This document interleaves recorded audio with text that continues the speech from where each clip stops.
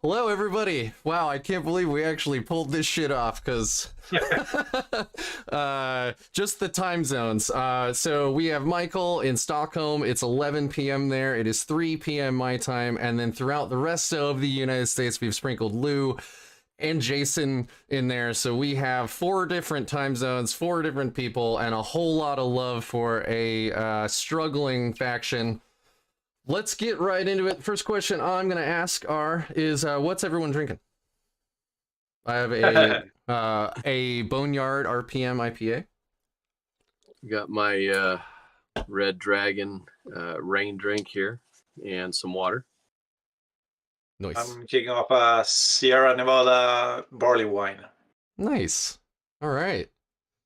Ubersock Lux Meritage. Beautiful. That was not planned, but we are all apparently alcoholics, so great. Love it. I want to start. It sounded like Michael, you just came off of a game with a buddy with Deathwatch right now. Want to tell us about that? Yeah, I tried my list from this tournament I just played towards my best friend that I always play against. So I tried it against his Imperial Knights again. And it went well. It was a win for the Deathwatch 98-63. That is crazy. Really briefly, what's your list? Briefly, I play 2 of the melee teams, the Michael Costello that I modified, so a lot of heavy Thunderhammers. I have a big Terminator brick with 5 veterans with Storm Shields, 5 Thunderhammer Storm Shield Terminators. I play double Libby. I play a captain and 2 Spectre skill team and some servitors. And the list is based on staying in the middle, playing Oath, playing Warp, and raising banners. So just playing it very defensively, pulling it back, and then being able to hit hard when the enemy comes towards you. So just build to score. Just, it's there to focus on bringing always like 10, 12 on Oath, 10, 12 on banners, going 12 on Warp, maybe 7, and maxing out the primary. So going around 90 points. Okay, so it's a stable list. Yeah, very cool, very different way I've heard of actually playing it. I'm still like, every time I start to make a Deathwatch list, I just get sad that we don't have the Army of Renown anymore, because that felt like so Deathwatch, you know? Just the ability to switch our chapter, like tactics, turn to turn, made us so flexible. It was incredible. And now it's like, oh, I have to spend 2 CP to do that for 1 unit. You know, it kind of feels bad. But I'm glad that you're having such crazy success, man. Lou, have you had any games? No, lately? I haven't played since Las Vegas Open, and I had some things happen there that were kind of tough. My boys were flying down to be with me, and so I had to coordinate that. And anyways, but I haven't done anything. I've got a tournament this coming weekend. Completely retooled the list.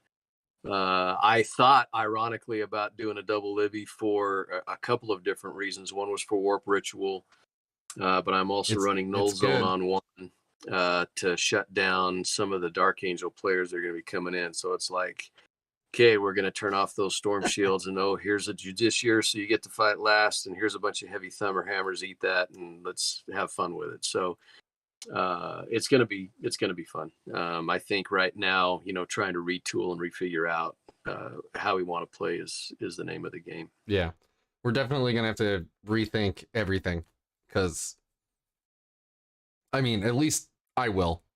I mean, I'm not great at this game anyway, but I'm definitely gonna have to rethink the way that I play this army.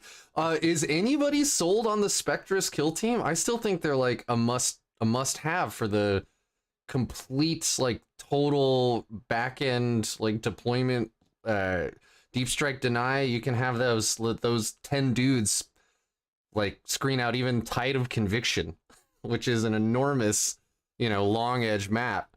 And you just have so many dudes with a 12-inch redeploy bubble or a deep strike deny bubble that I find I'm throwing them in every single list. Even a 1,000 point list that I'm gonna go to a 2v2 like fun tournament next month, I was like, I can't not bring a Spectre's kill team. They're just too good.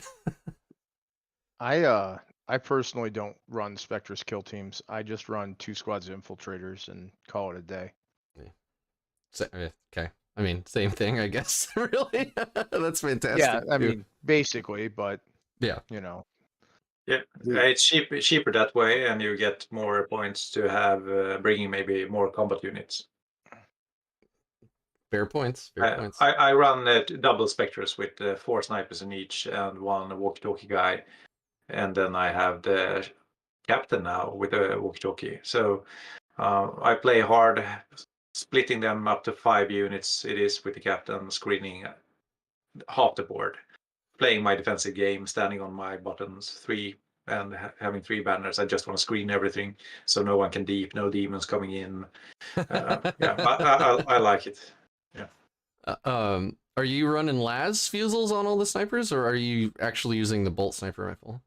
Las, just Yeah. to, yeah. It's so good right So now. good. So good. Like being able to kill 3 or 4 Dark Angels termies, like between, you know, a couple of those guys and 2 teams, like 8 of those killing, yeah.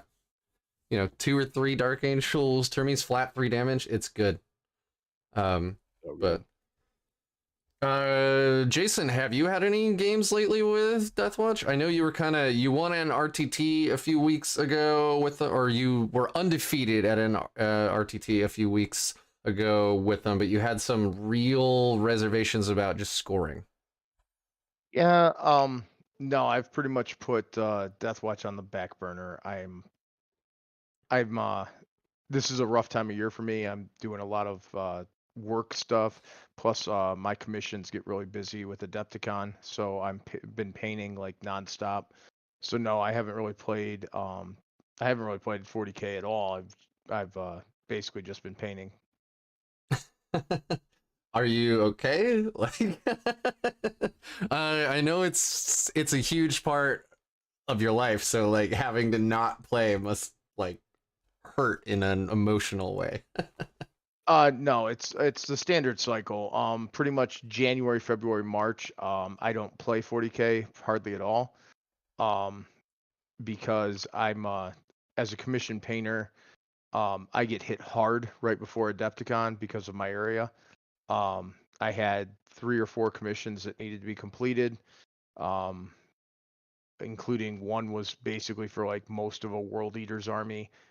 Ooh, you know, that gold trim, baby. Yeah, it's a lot of work, and so I finished the last commission this morning at about 3 a.m.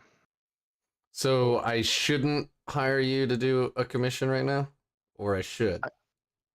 I mean, I still do painting commissions, but just no more for Adepticon since Gotcha. it's a week away. Yeah.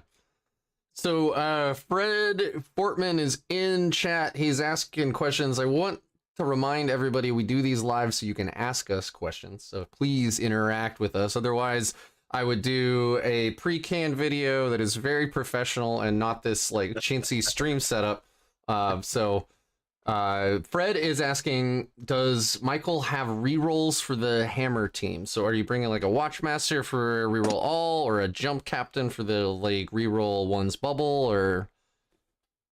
I actually have 6 characters in the list. I have one, the captain with the sniper rifle. I bring one, what is it called? The chaplain, but not the bike one. I brought one with the jackpack right now, so he's a superior one, so he has the litany to reroll all hits in melee, going off on twos. So he's always giving two up on the charge and pile in and consolidate, and also reroll hits in melee. And then I bring 2 Libis, and then I bring a sniper, the assassin one, and one fight last Judiciary. So that's standing in the middle, defending the big Terminator brick. So that's the HQ. So the captain can give rerolls, but mostly I rely on the chaplain jumping up and giving full rerolls to hit in melee. There you go. So yes. And then of course you have the Libby that giving +1 to hit and fight first. and he's also upgraded. So the one that carry the important spells, the Fight First one and the 5 of Feel No Pain, he is upgraded to give a +1. So the cost goes off because it's so important for having this list around the wager. Yeah, I miss the AOR and like being able to go Space Wolves and then charge, get +1 to hit, +1 from fortified with a contempt. So you're hitting on 2s with Thunderhammer has always made my opponent go, what? What? How are you doing that? Yeah. Hitting on 2s, baby, with Thunderhammers. You can still do it. Just cost you 2 CP. Yeah, I know. Oof, that's hard. So my buddy Gareth, who's one of the guys that I started playing with when I started getting into this, is in chat right now, and he's throwing some heavy shade, saying that he wouldn't be sad if Deathwatch went away, that we didn't need another Space Marine Codex. So I'll let you guys hammer him if you want, or change his mind. Up to you. No comments on that? Lou, what do you have to... Be nice. Lou's the nicest one, I think, of all 4 of us, so... I don't know. I think that we have to consider a few things. One, there's going to be a lot more changing in about 3 months besides just Codex drop. In fact, if you go to check on rankings right now for scores, you'll notice a couple of things. It's no longer the independent tournament circuit. It's now the international tournament circuit. And trying to find factions is a lot tougher.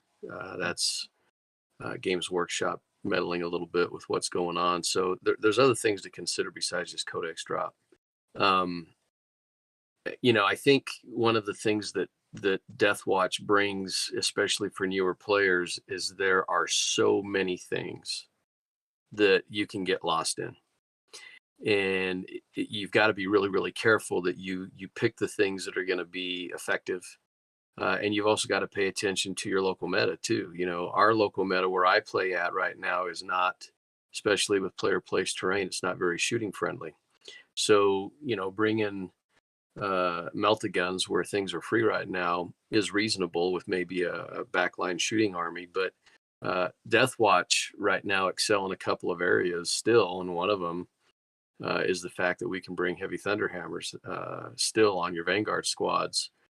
So I'm actually looking at building right now where I'm bringing more Vanguard squads with heavy Thunderhammers and a couple of throwaway guys with chain swords because they just do so much damage. They're still, even with -1 damage characteristics on certain armies, you're still doing 3 wounds. So it's like, who cares?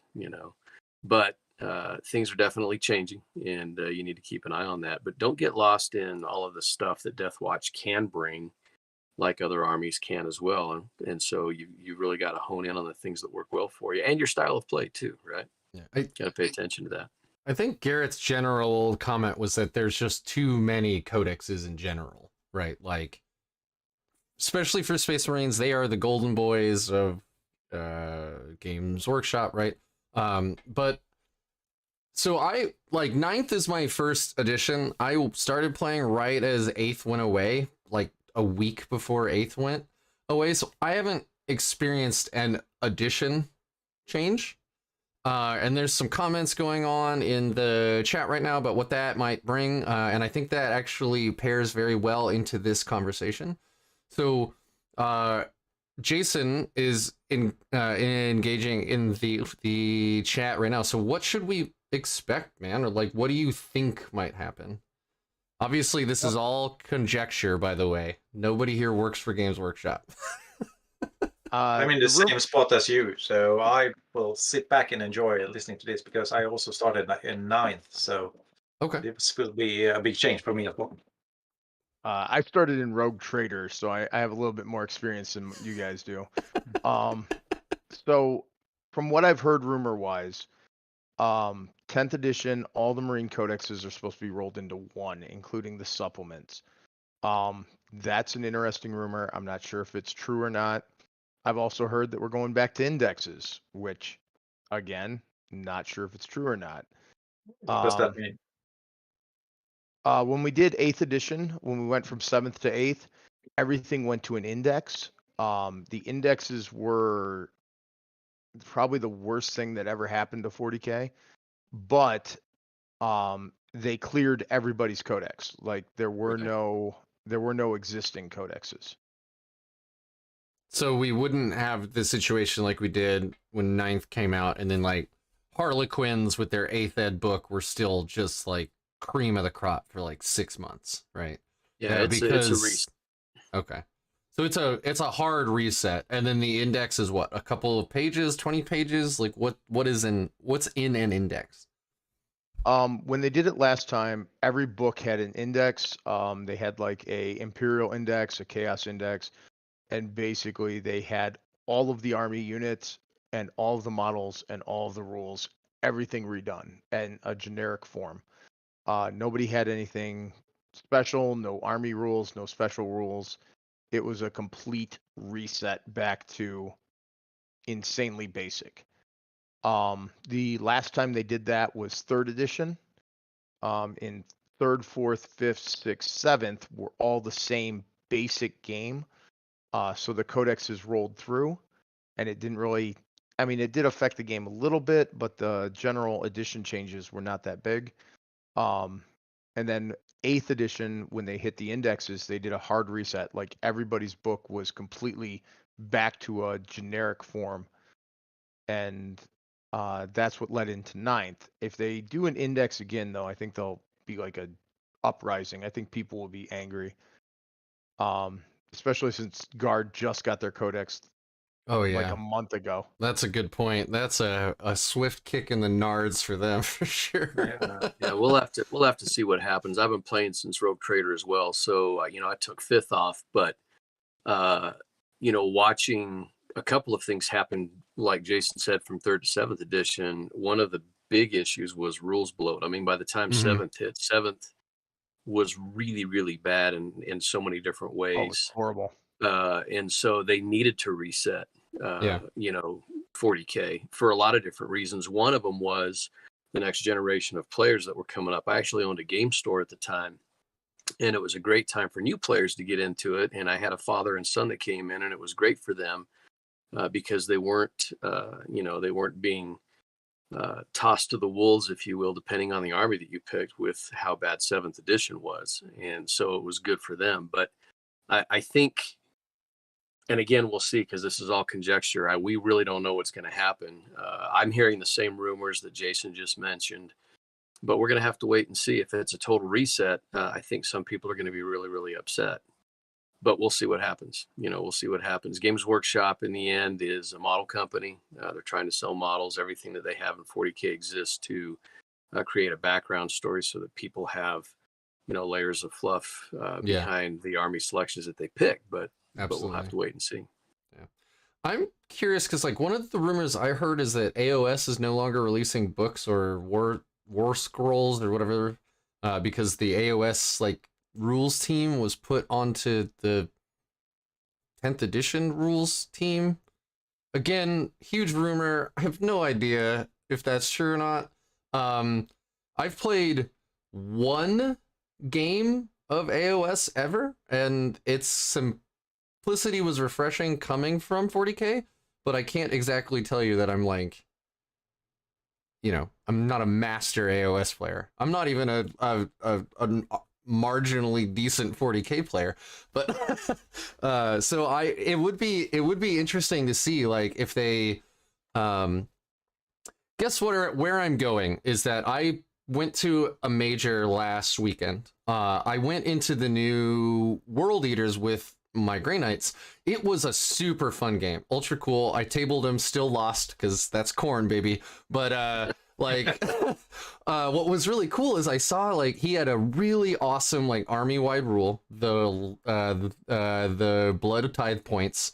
A lot of his stuff was baked into his data sheets. He had a couple of stratagems, not 40 or 50 or whatever the hell the Grey Knight book has in it. And I was like, okay, you play really, really fast because there's not a ton it's thematic, it's interesting, but it's not like so heavy that you have to spend like 3 weeks memorizing the book, right? Like a couple of reminder cards for like stratagems probably gets you through most of it. And I thought that was really cool. And if they can, you know, if we take the World Eaters book as like a like through the looking glass of what future codices or supplements might look like, I thought that was really neat. That like if we can give everybody a really cool army-wide rule, a couple of neat stratagems, keep it fluffy, that would be really neat. And then not have these massive codices and all these armies of renown breaking things for 6 months, right, Drukari? Well, I mean, how many stratagems and spells do you actually use? I mean, Michael, how many spells and relics and stratagems do you actually use? During a game, not so many. It's a lot of psychological play as well. Saving up CP, so you can say, I can be White Scars next round, just so you know. If you're standing there, I can charge you, but you rarely do that. Spending 2 CP to do that. I don't know which stratagem I actually used most, but it's not much. Maybe I used sometimes the Vanguard redeploy to pull out the unit to redeploy for late game. You do some command rerolls when you really need to get that spell off and you fail, even though you're upgraded. And maybe I reroll on a very important charge, but otherwise you're just saving the CP to do transhuman, maybe on a sniper team or something like Yeah, that. or Brotherhood of Veterans, because it's the strat that makes the army work. Yeah. Do you find yourself using a ton of stuff too, Jason, or is it the same thing? I have a different approach to that. Because I play with some of the better players across the United States. I play with Brad Chester pretty much every Saturday in my basement. We talk about things like planning what turn and what stratagems are used per turn. So even if I don't use them, I will still have CP reserved for specific stratagems, which will be used. And if they're not used, I just still have CP at the end of the game. For example, I think it's the Brotherhood of Veterans. It's the change the army trait stratagem. I plan to use that on turns 2 and 3 every single game. So that's 4 CP that I've already spent. It is spent before the game even starts, plus the relics and the extra warlord traits and everything else. So if you look at it, you know, I know that I'm using those 2 strats on those turns, and if I don't use them, those CP will just sit there and I will continue to hold them. But again, that's a different mindset. It's a different player base. It's a different level of competitive play. When you're playing with the higher end players, they expect certain responses, and if you don't play that way, and if you don't meet their meta, it's an easier game to lose. I mean, we deal a lot with towards this time of year, we start getting into ATC and ETC practice, which ETC is no longer ETC, it's WTC. Correct. And the European meta is completely different because a lot of those guys play, instead of to win, they play not to lose. Right. And it's a completely different game when you're playing a completely defensive game to just not lose. And it's really weird to go into a game and see like, okay, I'm going to take all these defensive secondaries to just hopefully tie. Mm-hmm. And it's really weird. You're just basically waiting for your opponent to make a mistake. And when you play that style here, you will actually rise above the middle tier players. And it's really neat to see. If you I'm sure Michael knows quite a few of these people I'm about to mention. There's a whole bunch of guys from Sweden that we talk about quite frequently. We're on Discord together. Manny, a lot of the European team from England. We get together and we start doing pairings and stuff for the WTC. We'll probably start next month. and we start talking about lists and things like that, and it's all a different idea. It's all a whole different world because over there they play so much differently than we do. Yeah, absolutely. And you know, one of the, I guess my point in bringing that up is just a nod back to what you were saying, Rick, is that we really don't use a ton of stratagems. We don't use a bunch of stuff. And I play the same way you do, Jason. I plan out ahead. I've got 5 best in faction guys on my team, like Rich Kilden Orcs, Thomas Hagstrom Oki, who's also an OVO judge for Blood Angel best in faction, Scott Rumpel, Space Wolves. We do the same thing. You know, we plan out ahead. And I think personally, spending some of your CP pre-game is a better investment than doing it during the game. Even I've gotten to the point now where I don't even re-roll hardly anything anymore. Most of the time it's just worth it. That's actually, like, for any newer players here, that's been a skill I've had to learn, which is not re-rolling. Right. Like, you do the math kind of in your head really quick, or even out loud, like I do, and then you're like, hope like 50-50 shot of this working anyway, and then hopefully you just don't need that re-roll. I save it for like critical spells, critical charges, and that's about it. Yep. Well, and statistical probability never bears out anyway, because if you roll a 1 and you re-roll it, you always roll run anyway. So 100%. Yeah. It doesn't ever work out. Yeah. So that's actually fantastic. Like, just general player information. That's incredible to, again, going in with a game plan, a general idea of like how you're going to play the mission. Obviously they can throw a monkey wrench at you or whatever, which like knocks you out of your OODA loop and you have to start over. But it's good to have an idea. Like, yes, I'm going to need Space Wolves turn 3. I'm going to need White Scar turn 2. That's 4 CP, so don't spend it. And then also, you know, you have to think about saving CP to like interrupt in a fight phase, right? Like, that's a big one. I try to always have 2 banked for that stratagem just in case. So yeah, I always try to play that you have your fight first. If you're going to get charged, you know, you're going to get charged over there, you put your fight first there, so you have a free interrupt. And maybe now I built in a fight last as well, so now you're getting charged by 2 or 3 units. You give 1 fight last, you interrupt with fight first on the second one, and then you fight again. So we have a lot of comebacks on that. If you just plan on where you put your spells and how you put up your army when you're playing the games. So I find rarely I need to spend 2 CPs to do an interrupt, but sometimes, yeah, you might. Well, the other thing too that, you know, people, especially newer players coming in that want to pick up Deathwatch because the fluff is so cool, is you're playing with an army of paragons. You can't trade just, you know, without thinking about it. You have to have those planned out ahead of time, especially against armies that crack back well, like Sisters or Wolves or some of these others where they have fight on death. You know, you gotta be prepared for that.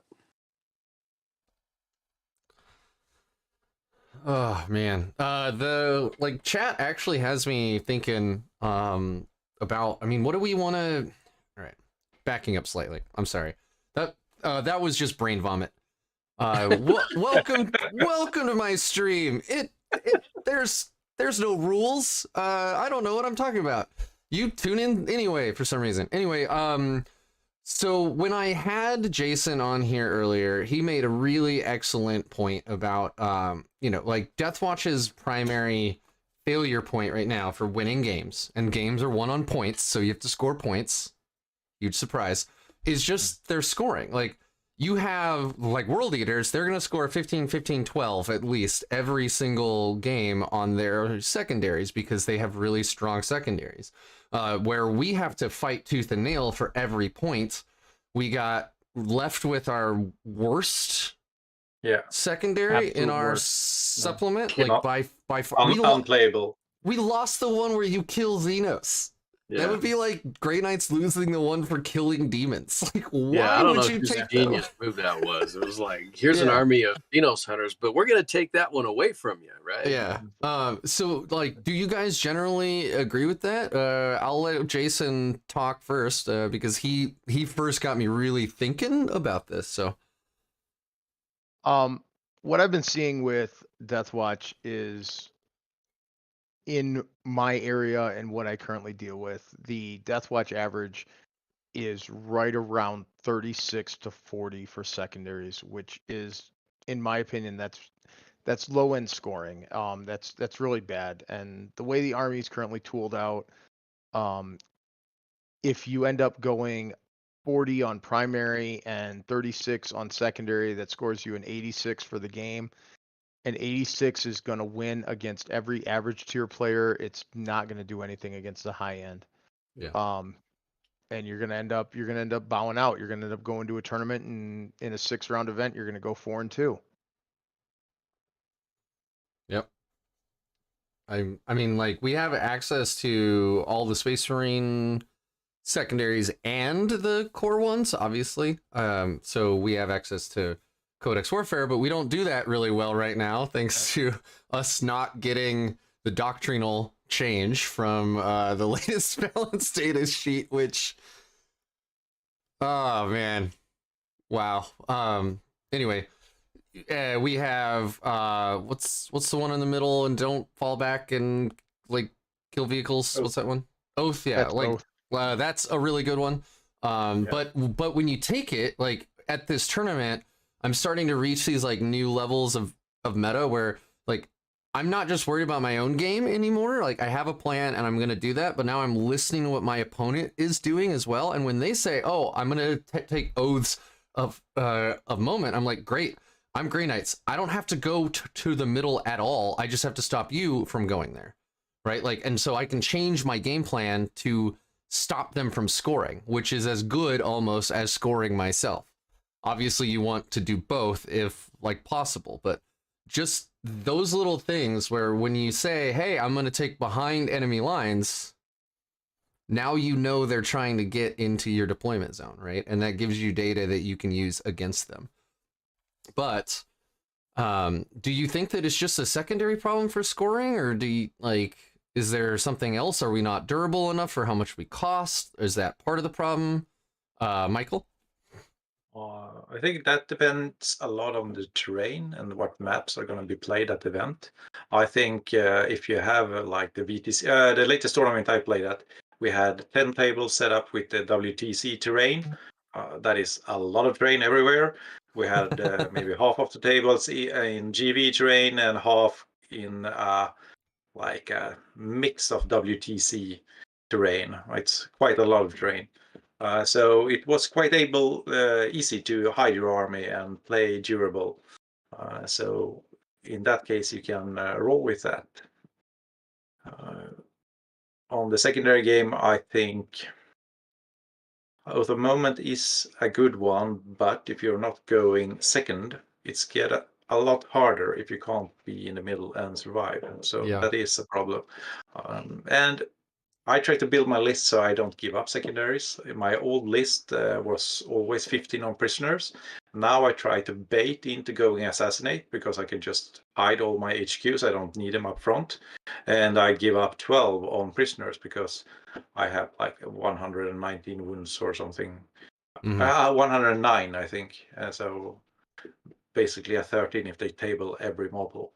So many armies don't have 3 perfect ones, so now they have to take one of those, and then they get one hard one, and I have 3 good ones. Warp, which will not be the best one, but having banners and always playing Oath is quite good. So you try to just bait them into do a poor secondary, and then you try to score good on yours, and always going max on primary. So that's my game plan generally. So this is a mind game thing for you.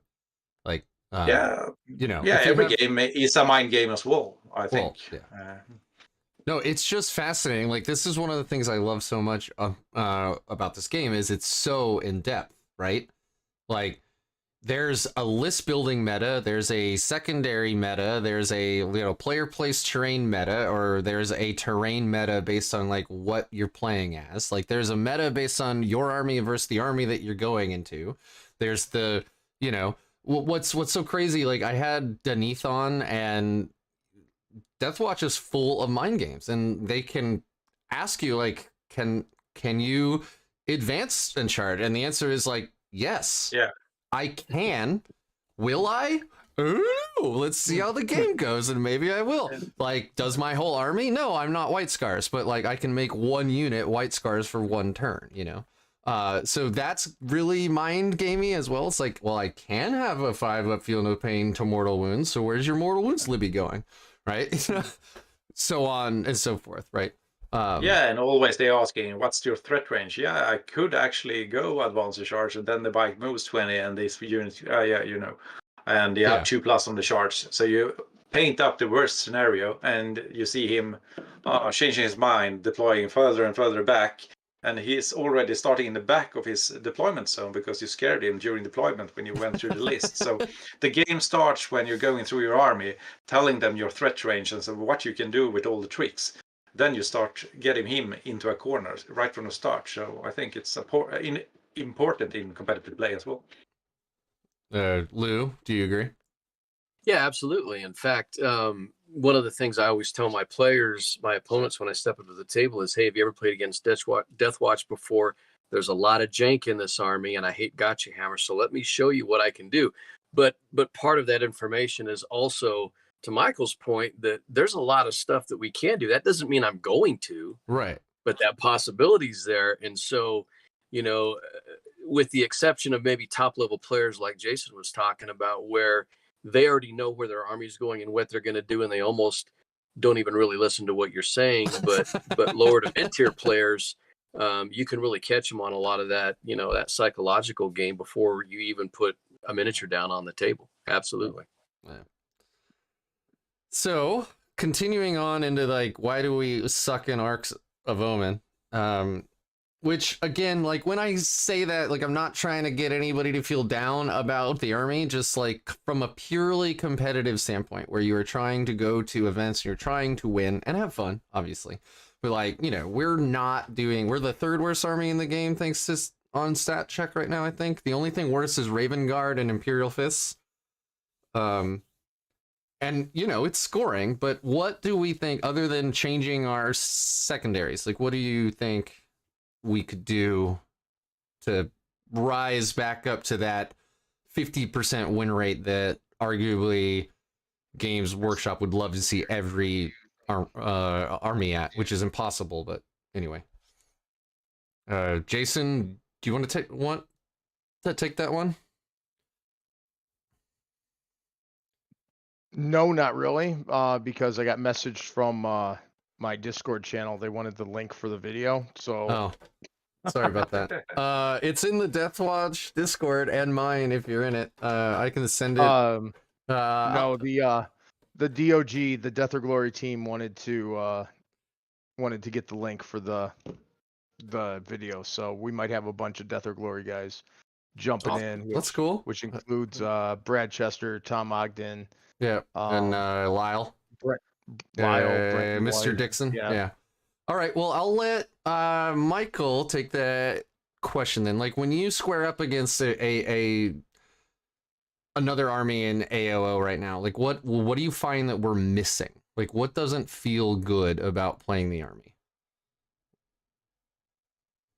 Having one always great secondary, like a lot of armies now, like Gene Stealer Cult, or almost every army have one certain 15 points secondary go to.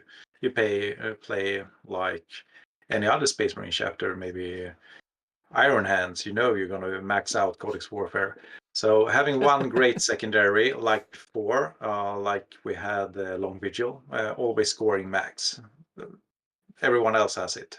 But otherwise, I miss actually being so flexible. What we have had in the Army of Renown, that we could choose one chapter in the beginning of every round.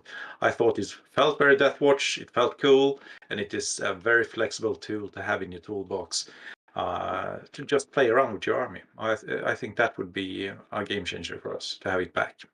Yeah, I can't agree with that more. That was the best part of the AOR, was like, you know, I have 3 units stuck in right now. I would love to fall back and charge, right? Like, all right, everybody's White Scars now, or whatever it was, you know, like, I really need this one thing. I went into NIDS at an RTT with my Deathwatch when they like their Codex was brand new, and I faced thankfully not a double Maleceptor list, but you know, the amount of like mortal wounds was crazy.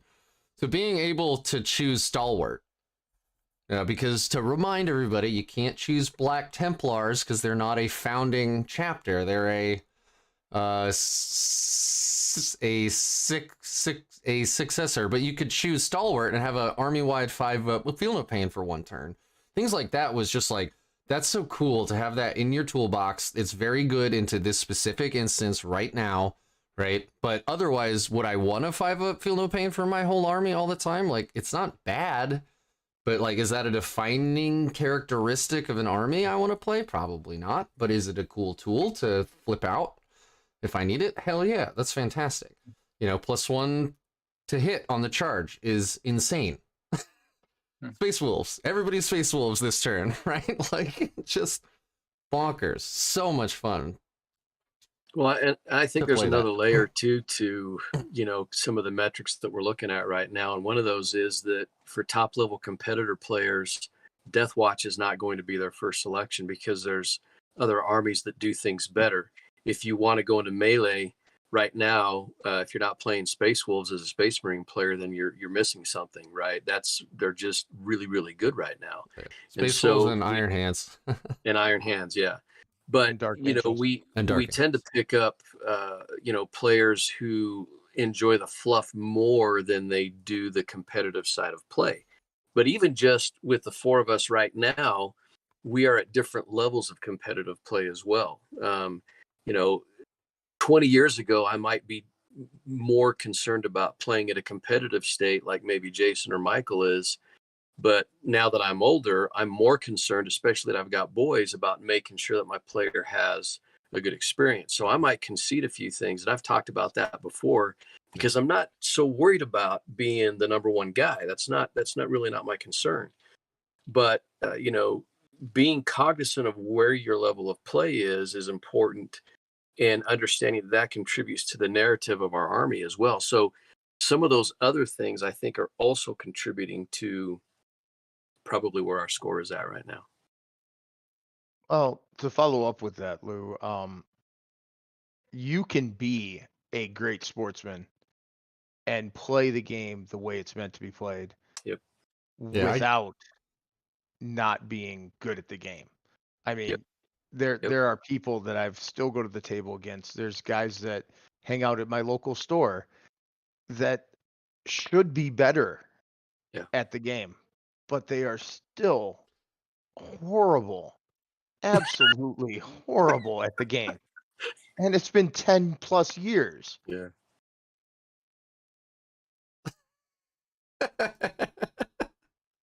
I feel like you're talking about me like 6 years from now. Nobody's pointing fingers at you, Rick. No.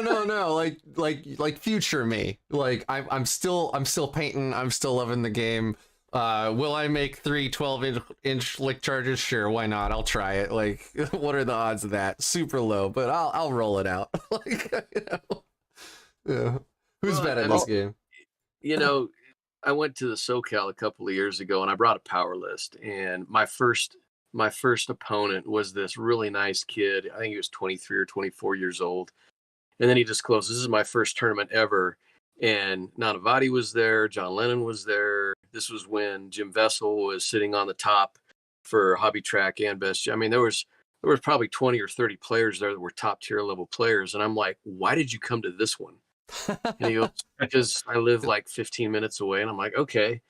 And I immediately apologized out of the gate because I already knew that the list I had was just going to curb stomp him. And I felt horrible about it. And I think I kind of took my foot off the pedal later on during some of my other matches because he had such a rough experience that first game. And so I just don't enjoy playing like that. I can, but I don't enjoy playing like that. And so I found kind of my niche where I enjoy my level of competitive play, and I'm good with that. Right. But that's fantastic. Jason doesn't play that way.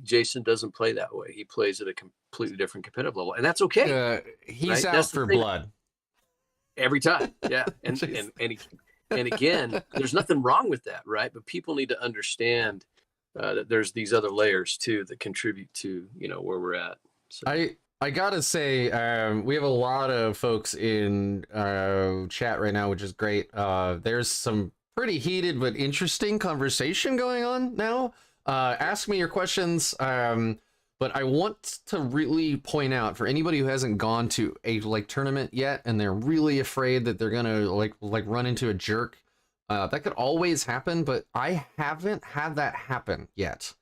And I have been to a dozen events, I think, right around there, including LVO. And I was watching the streams for LVO from this year, and it astounded me how even these players who are out for best of the best for the entire world are like, oh, you want to take back? No problem, man. That's cool. Like, they could have been like, nope, sorry, you didn't declare that stratagem at the beginning of your movement phase, and they would have been technically correct. But instead, they're like, no, that's fine. Because they didn't want to play gotcha hammer. They didn't want, they wanted to play a good game. They didn't just want to win, and they wanted to make it fun for the other person. And that was really cool to see. Even the people that are the tippy top playing for everything. I think that's more common as well, because when you're playing at the high-end tables against the high-end players, everyone knows that it's a hard game and you can't have everything in your head, and everyone's there to have fun as well. You want to win, but still you want your opponent to win fair and square and have all the options. I've been feeling like that at all the tournaments. Playing the top players is almost the best games because everyone is chill, you got takebacks, you're open about it. So those has been my best game, and as Lou said, I never met a jerk either, because people are there to have fun, and sometimes when you're facing someone maybe at his first tournament, I feel like maybe if the draw for the first game, you get a new player, they ask, have you played the tournament before? Yes, I have. And then you're very honest about it, and then you give them a good experience. You know you're going to win, but you don't have to crush them. You can talk them through it, help them along the game. You have the time and play a fun game and still win. And it's a good experience for both of you. Yeah, so I think it's a nice way to play the tournament. I went 2 and 4 at this later major with my Grey Knights, and I had a great time in every single game. Got my ass absolutely handed to me in 2 of them, 40 to 90 something, right? Still had an absolutely fantastic time. You can have fun even if you're not winning, and I guarantee you that. My last, not my last, but the tournament before that one, I played one of the top players in Sweden, Andreas Holm, and he actually won the game. But after he started to recalculate all the points, but I said, but you won. But he calculated and went through and found out that he missed 1 point for me, and it was a draw. So we actually set himself from a win to a draw. He's one of the WTC players for the Team Sweden this year, and that was the semi-final for that tournament. So still, high competitive players want to win fair, I think, most of the times. You don't want to win unfair. You want everyone to have a great game. Super refreshing to hear that and see that. This has been such an amazing community. Folks ask me what my secret is with starting this channel, and I'm like, I don't know. I use Facebook Messenger, and I ask them if they want to come on, and then they do. That's it. Michael, was that Robert you were playing? Andreas Holm, and he was playing his Custodes. That was not the latest tournament. It was the tournament before. It was a small one in Viking War Games. Is Robert still on the WTC team, right? Robert, what is last name? Yeah, I think the team this year, I don't think any Robert is on the team this year for 23. Okay. It's Jonathan Slade Johnson is the captain, taking out the players. No, I don't think Robert made the team. Okay. No, the reason why I was bringing that up is I wanted to follow up with something you were saying, is that the WTC, when they have that event, the first thing that we in America have that you guys don't have is that the WTC actually sets a language standard where everyone who participates in WTC has to be able to speak English, which is kind of a really interesting point, which follows up with also they expect everyone to play by the intent of the game, which the players should have a clarified intent of what they meant to do. And one of the best parts of being a good sportsman is understanding what the player intended to do, even if they may not know their own rules or if you may not know the rules. Because I intended to use this in my command phase. I had the CP for it. Yep. It was what I was planning to do. Why would I not do that and just be a good sport and let me do that? You Yep. know? Yeah, I suck at playing psychic base. I always start shooting and then, oh shit, I forgot my psychic. Is this a game? Yes. Every Dude, game. my last game at LVO, I did that and I was playing Grey Knights. And my Awesome. opponent, who was very nice, is like, hey man, if you want to finish up this like round of like this unit shooting and then go back and maybe do your psychic phase, that's cool with me. And I'm like, oh thanks man, because like I'm hungover and tired and my back hurts, so thanks. Well, and Like- most players that play at high level, competitive levels want to win because they're good, not because they got somebody on a technicality, right? In fact, Bingo. I wrote an article back in November for Frontline Gaming about victory champions and winning the competitive landscape, and I shared an experience where I had completely forgotten to put in my hobby track score in one of my games at LVO. I was playing against Adam McAmmer, who's an Air Force guy, and he just said, "Man, I can't win like this." And I said, "What do you mean?" He goes, "Well, you forgot to put your hobby track score in." And so that 10 points bumped me over the top to get the victory. But he didn't have to say that, and I probably wouldn't have even remembered it until I went to bed that night. But it's stuff like that. And if anybody's watching or listening that is afraid to get into the competitive scene, just jump in. It is so much fun, and we've largely purged out the jerks. People that play at a competitive level can be gentlemen scholars. You can be a good sport and be a competitive player as well. And I think Stephen Box is a great example of that. He was given the Paragon Award, Renaissance Man, but now Paragon Award. 2 years in a row, by the way. Yeah. Yeah. And then this year he was given a new award that they came out with, which is basically an ambassador award. But he's a great example of that, and he's not the only one. There's plenty of players out there that play at a very highly competitive level that are great examples of good play and smart play, and it's awesome. It's just awesome. Yeah. All excellent points. I do win through weight of dice, by the way. I have killed knights by firing at them with lots of storm bolters. Because if I'm going to fire 120 storm bolters at you, some wounds are going to get through. I guarantee it. So cast iron's joke is like absolutely on point. I win through weight of dice. But I do want to bring this a little more back towards the whole like Deathwatch thing, because that's why we're here. We all play this like super cool army. So what are we looking forward to in the data slate? Like, what would you like to see? So obviously I think it's a glaring mistake that they just missed the doctrinal thing. Like that happened with Grey Knights and the Demon Slayer Warlord trait when they went from Invuls to a Demon Save. And that took like 2 months to fix. So I think we'll get the doctrinal change. Do you think they'll lower the price of Deathwatch vets, like normal ass Deathwatch vets? Because they're what, 27 right now? 27 points, yeah. Oof.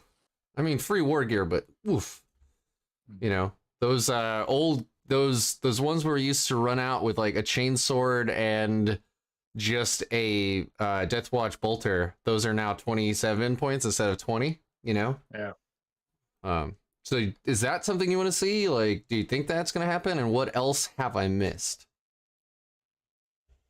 You want to take this one, Jason? The first thing I would like to see in the new data slate is a clarification, like you said, for the doctrines. I played in one tournament where the TO allowed the Deathwatch to basically be in whatever doctrine they wanted, whenever they wanted. That went really well for that event. I also played in one where they had to follow their same old rules, which didn't go as well, but still didn't go bad.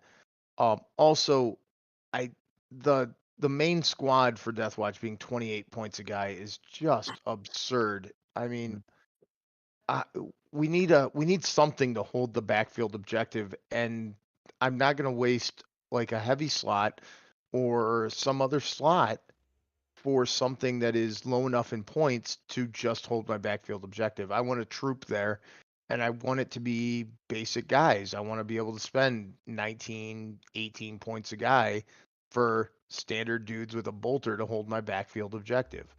I don't want 28 points a guy sitting on the backfield objective behind a wall, not doing anything. Yeah. But come on, man, you can take in furnace heavy bolters for free now. Woohoo. I know. What a weapon that is like on like paper, you're like, oh my god, it's a heavy bolter and a heavy flamer. How cool is that? And then every time I've tried to play them, they are underwhelming every time. They're so bad. They're really cool, awesome model. Love painting them. Like, what a cool concept. And then the follow through is always just kind of like, you know. So bad. So doctrinal changes and lowering Deathwatch veteran points. Do you think we're missing anything else, like a secondary maybe buff, or you know? I would love to see. What is it? Coal order right now. I would love to see that. Order is the one right now. Yeah, scrap that one and bring back maybe the one that we kill Xenos, 1 point per unit. It would be way better and much cooler fluff as well. Not the top of the meta because not everyone is playing Xenos, but still cooler, and you can actually use it in some games. I agree. Yeah, the Xenos one needs to come back. Chat says that Long Vigil needs to come back. Long Vigil was a trap. If you were playing the wrong type of army, they could always get within your deployment zone. They were auto take against Death Guard. Come on, Long Vigil was auto take against Death Guard. You are 1,000,000% correct. That's it was auto take against certain armies. But no, Long Vigil, it was bad. It was a bad secondary. It was a trap secondary. It only worked against mid-tier players. Oh man, now chat is like on fire right now. We have Desolators in the Fortis kill team. That's what they want to see. They want to see the AOR back. I would love at least part of the AOR back. Another thing I thought they missed with Fortis kill teams was having Blade Guard and suppressors. It'd be so cool to bring a suppressor in a Fortis kill team, or 5, or what, Blade you know, or Blade Guard. And I just like they totally missed the ball on that. And I don't know why. So I'm wondering if they are gonna put Desolators, because we all know the models are silly, but the stat lines are pretty good. Yeah, Desolators are pretty good, and I'm not gonna lie. If you give me OBSEC on my Blade Guard, I'm bringing all kinds. Oh of yeah, Guard. Heck yeah, dude. Oh man, that'd be so bonkers. I'm all for it. Yeah. Hellblasters are still overpriced, Jafar, and Hellblasters are still overpriced. They're still overpriced. Yep. You guys are making fun of my ass blasters. I still love those things, even though they definitely kill themselves when they overcharge. They're so bad. You think they look awesome? Aaron's the one guy. I've seen some really cool conversions for the Desolators where they stick like the missiles on the side of the pack, kind of like it's supposed to snap up or something. I think that's really neat. But when there's those giant missiles on top of the weird rocket bolter rifle thing, I mean, Lou knows what I'm talking about, right? Like, it's not a real weapon. For Xenos hunters, why not just take a missile pack off of a Tau guy and put his smashed head on the base and then stick the Tau pack on the back? If you're going to do that. Yeah, you know? I mean, that actually brings me to one of the coolest parts about Deathwatch, which I know Lou is going to be all about. The modeling is like as anything you want. You when I needed a bunch of Terminators, I went to my local game store. They only had like Wolfguard. I'm like, great, yoink. I'm gonna paint them black. Like, that's a Deathwatch kit. Like, they're all Deathwatch kits. And I think that's awesome. Yeah, so I put like Necron immortal shields, I think they're the immortal ones, on a bunch of my Terminators, just because like Deathwatch don't care. They're gonna use what they are pragmatic as hell. They will use whatever they have to kill Xenos, even Xenos tech, maybe especially Xenos tech. I love that stuff. So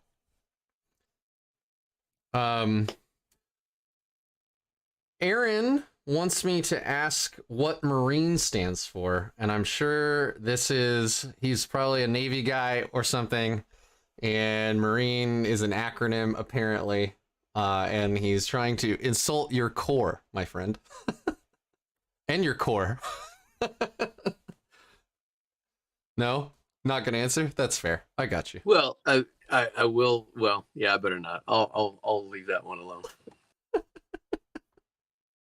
I would love to see a buff to special issue ammo in some form. I don't know how.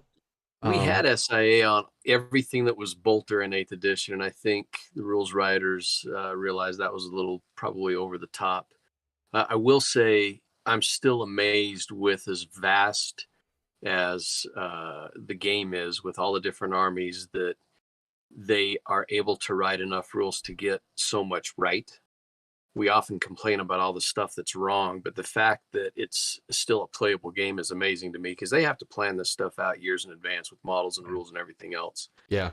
So, it's amazing that it still even plays, to be honest with you.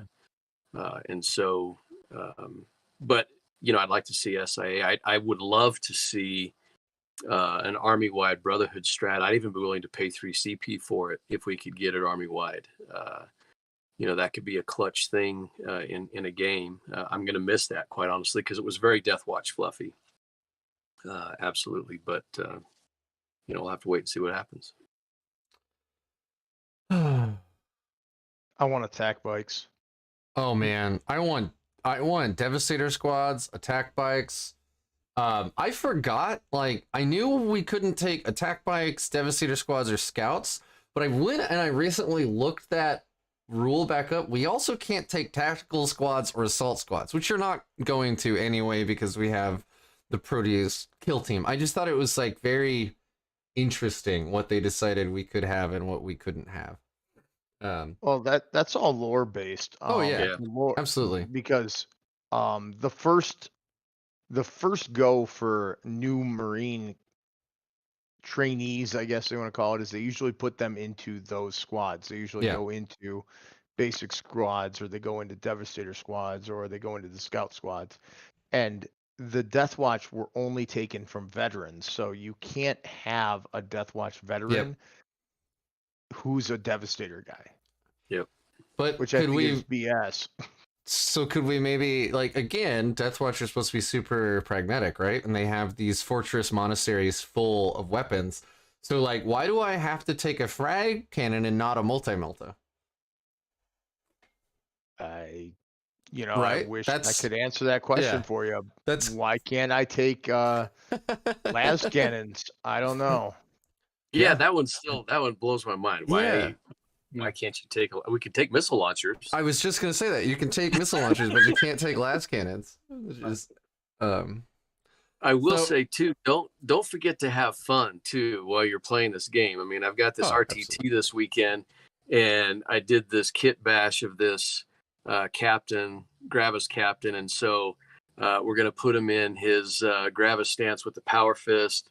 We're gonna do the Eye of Abiding, so there's no modifiers. We're gonna do Merciless Butcher and Imperium Sword, so by the time he's going in and swinging, and I'll probably cast Might of Heroes on him too, he'll just be standing next to the Judiciary, and it's like, here, come get hit 12 times with this power fist, and let's just see what happens. It's going to be fun. It's just going to be silly, stupid fun. Yeah. I mean, our TTs are kind of the perfect place to do that, right? Let's just try out something goofy. It's one day, 3 games, have a great time. serious question from chat. I'm gonna send this one to Michael. They're actually wondering, do you think they'll push Deathwatch vets out and switch them to like Primaris only? I mean, we know that they teased the new Terminator models and some new NID model. So I don't think Firstborn are going away, but they are definitely have been pushing hard into Primaris. We have a lot of people crossing the Rubicon. Azrael just did it. Will Artemis do it? Maybe he'll be useful after that. I don't know. So, Michael, what do you think? I hope not, because that's half the fluff of the army. It is veterans. That is the core part of the army, and everything revolves about it. So I would miss it in the fluff, and that would just be for selling models, I think. So I hope they keep the veteran, because I love playing with veterans. I think they're so cool having and modeling. Yeah, those Firstborn, like the Deathwatch veteran models are really cool. Although I do wonder, they are modeled with knives, but in melee they only punch. I guess they only have the knives to like open ration tins or something. I'm surprised they don't have like a knife profile, right? You know, the same punches and stuff, but minus 1 AP or something, but whatever. Super cool models. I love all the like ammo bandoliers with the like frag grenades and stuff on their pouches, and I always throw everything I can on those guys, because it's always bothered me that like a normal Primaris guy, he has a bolter and there's a magazine in the bolter, but then he has room for what, 2 more magazines? Like, better hope that's a fast raid, friendo, because like you're gonna want more than 90 rounds or whatever. Well, and a fun fact too, Games Workshop, when they started looking at upgrading models and making them more true to scale, the Deathwatch veteran kit was the first Space Marine kit where they were actually starting to size them proportionally correct. And so the Deathwatch veteran models are a little bit bigger than the squatty Firstborn Marines, not quite as big as the Primaris Marines. But I think, honestly, why don't they just take out this whole Firstborn Primaris issue? Just remove those keywords out and just let us play with the models. I think that's probably been more confusing than anything else.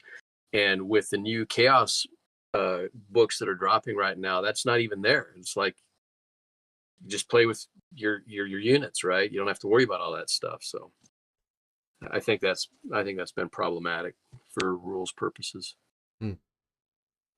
So Lou, do you think we're like, when you go into a competitive game, what do you think that we could see in the balanced data slate that might change things up a bit, make us a little more honestly, I have to agree with Jason. I really think that the rumors are pretty valid. We'll have to wait and see, but I think we're going to end up going to indexes, and so it's anybody's guess at that point in time. I hope that my real fear at this point is now, the armies that we're playing with have fluff that feel very concentric to the army archetype that it is.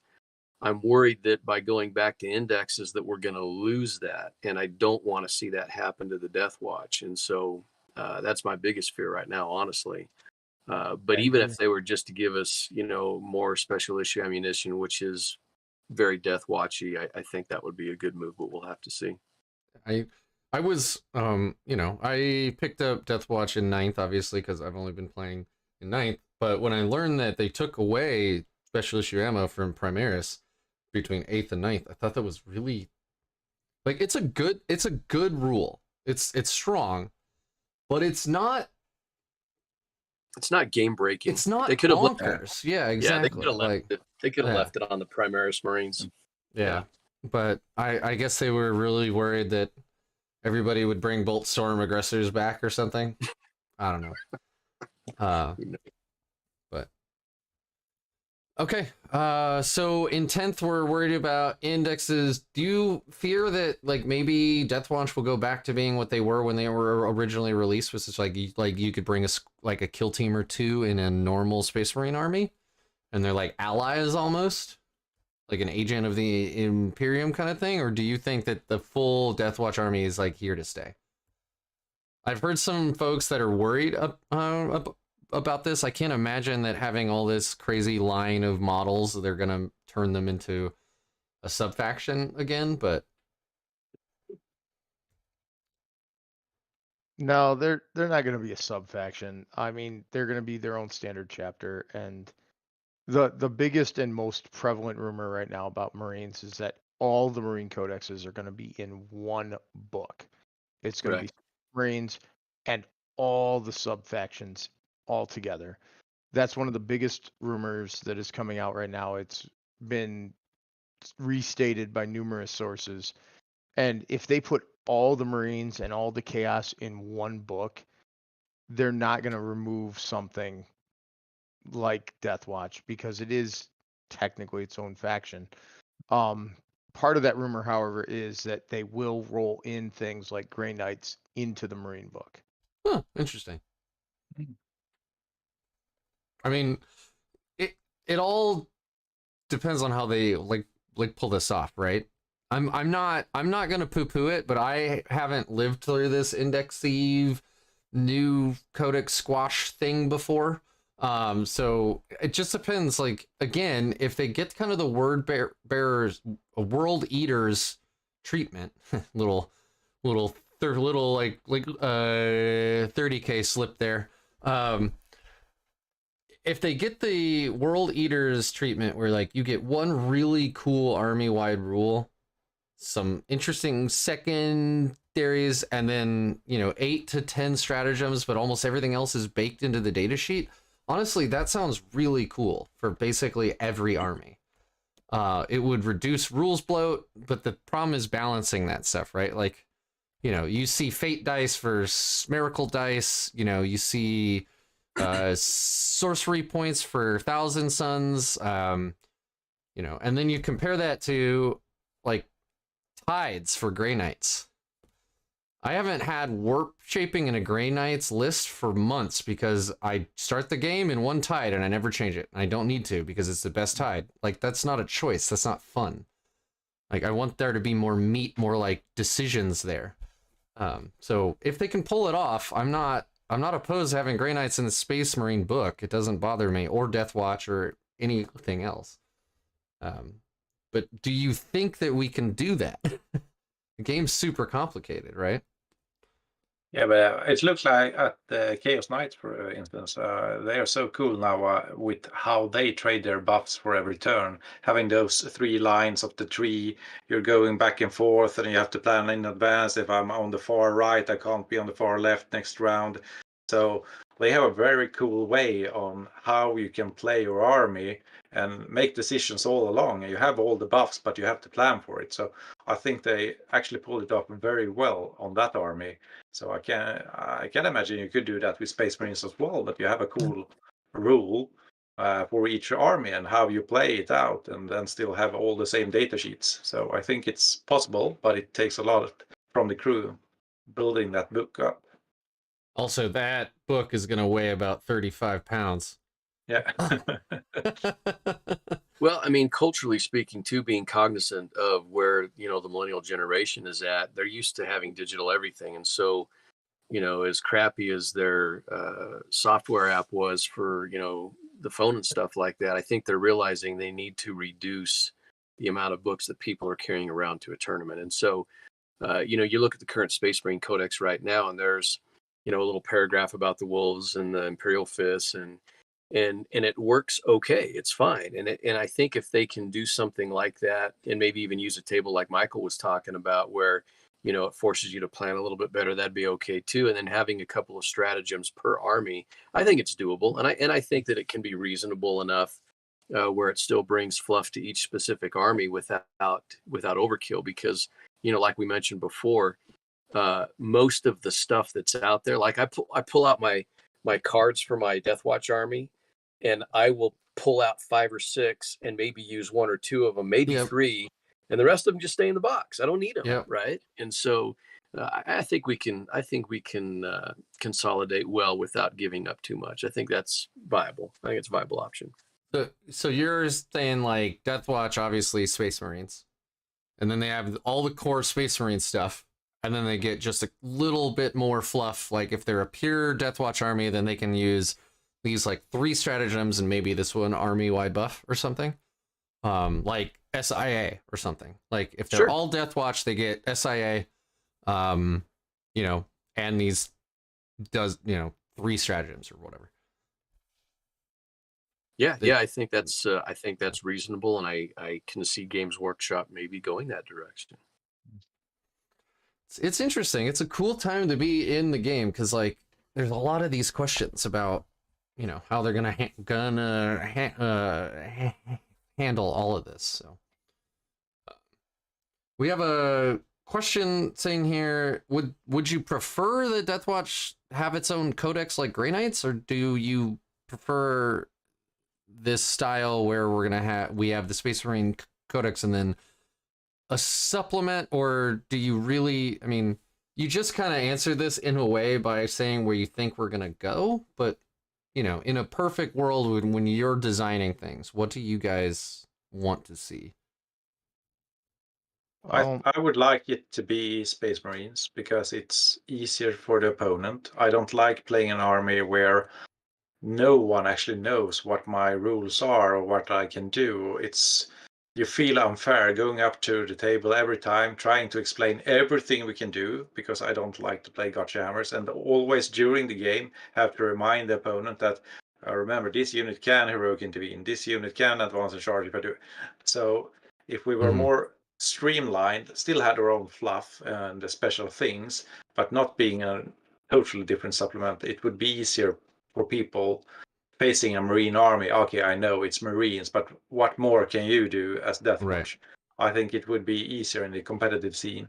But Yeah. still, you want the fluff, you want to be special, you want to have the flexibility. But I would like us to stay a Marine core codex and have our own fluff. It's easier for the opponent and easier for me as well as a player. I agree. Having had this conversation, I definitely agree. There's talk about a D&D Beyond style app in chat, but for 40K. Apparently the AOS list building app is amazing.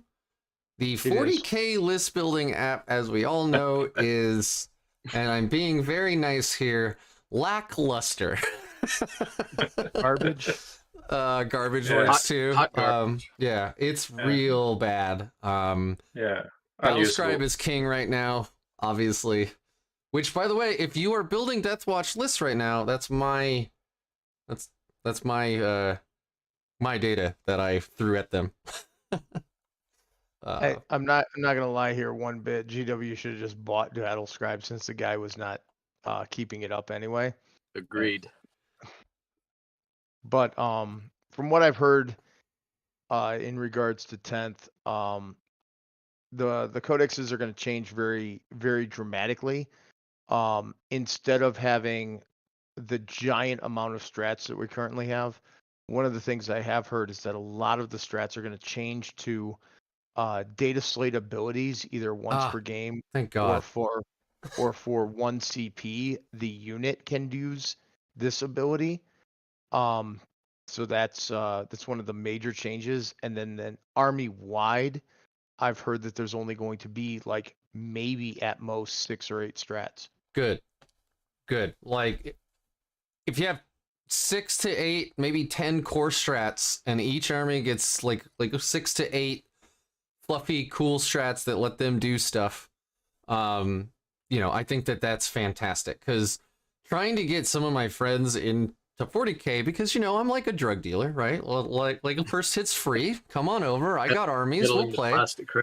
But watching their eyes glaze over as you try to explain like the movement phase, and they're just like, no, I don't really like. You got a beer? Let's watch some TV. Like, yeah, I would love to see a lot of that pared down, because then games also get faster. They get much less gotcha. They're easier to consume. So if you're like me and you just like building models, like here's an armiger I'm working on, But it's like, I don't want to go buy the Imperial Knights Codex. I don't want to learn all their crazy rules, but I want to play them, you know? But I already have too many armies. I don't need to go learn another massive Codex, right? So all my friends ditched me on building armies is what Aaron's saying. Yeah, Fred's right. Like, it all really comes down to secondaries when we're talking about where Deathwatch is right now, because I mean, we all played into Necrons when they were arguably one of the worst books in the game, but their secondaries were so amazing that they could score 95 by not moving. You could sneeze and score. Yeah, right? Like, they were one of the quote-unquote best armies in the game because they had amazing secondaries and scoring potential with an army-wide OBSEC. Hint, hint. Deathwatch, also army-wide OBSEC.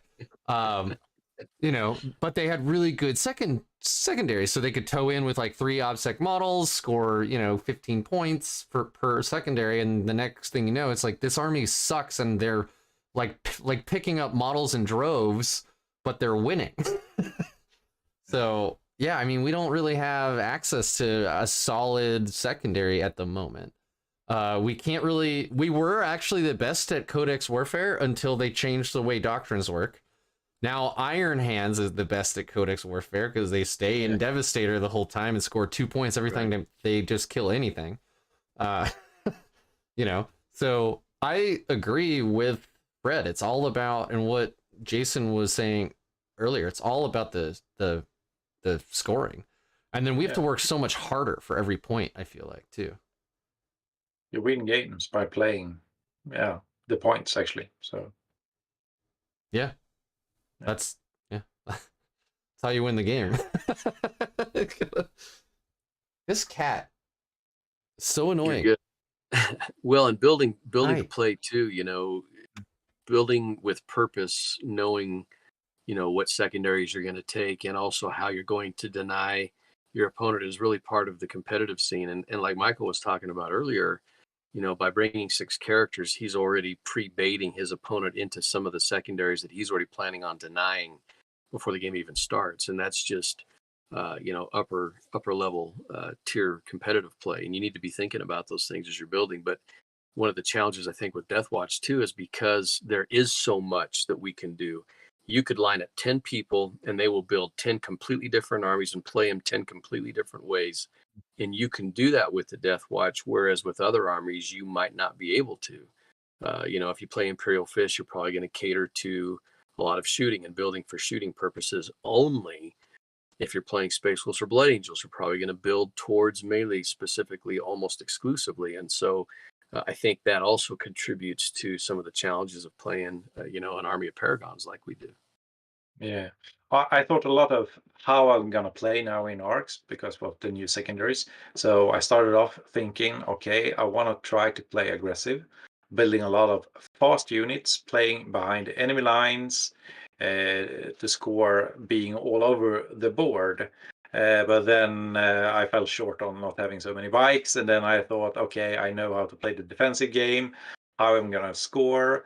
Banners, I know I can score. I played it a lot. Oath of Moment is back. It's now scoring me 2 points every time in the middle. I'm gonna play Warp Ritual because I'm standing in the middle. So now I have 3 go-to secondaries. I know I'm gonna score high. I know I played the primary game very well. I'm gonna max it out. So my list building the purpose was I'm gonna win games. I want to be there about 90 to 95 points every game. It doesn't matter who army I'm facing.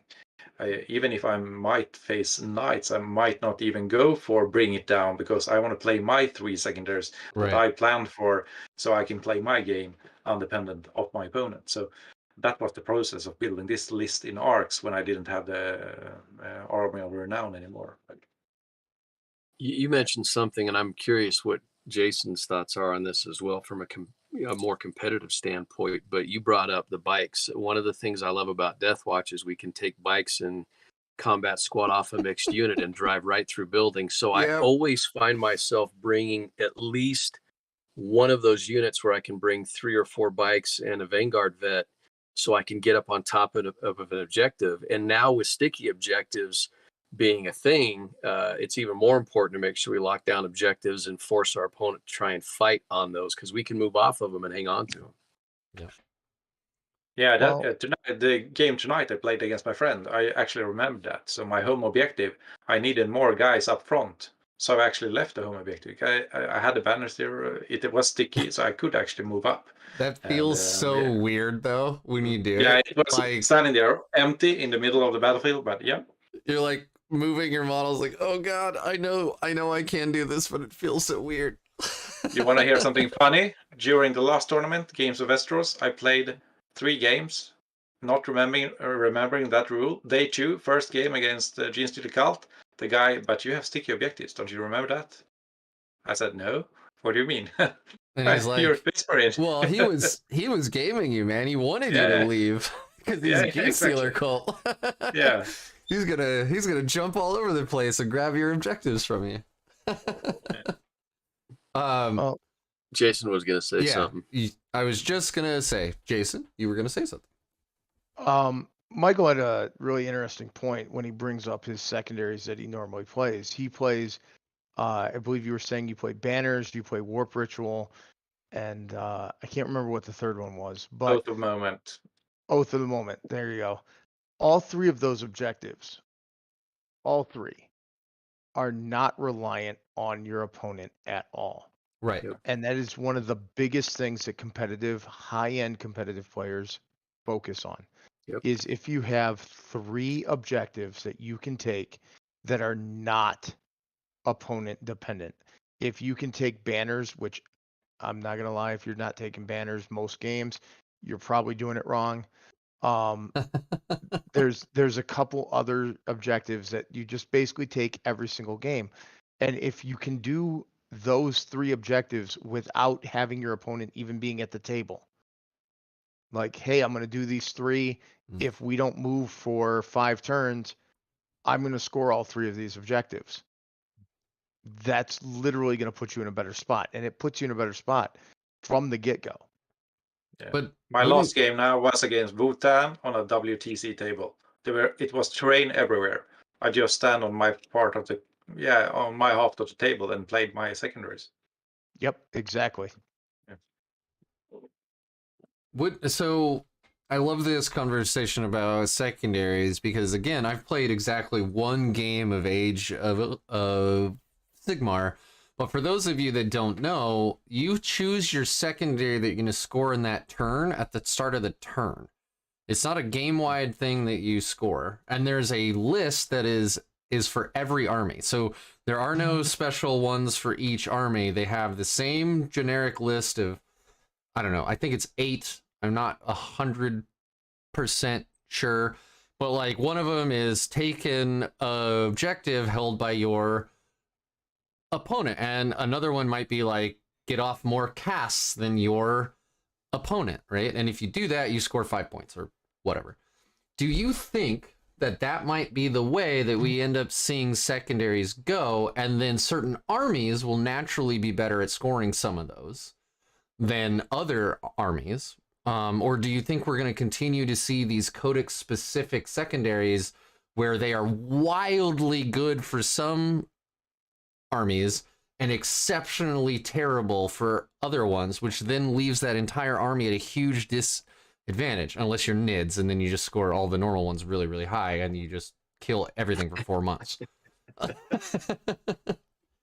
Like, do we think that's a thing? Is that something people would be interested in playing, or do you think that we'd lose too much fluff?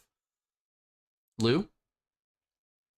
You know, I really have to default back to what Jason just pointed out, and that is that, you know, you really need to build for your game and play your game independent of your opponent. I mean, when you step up to the table, it's an interaction and you're playing with your opponent to have a positive outcome for a good game.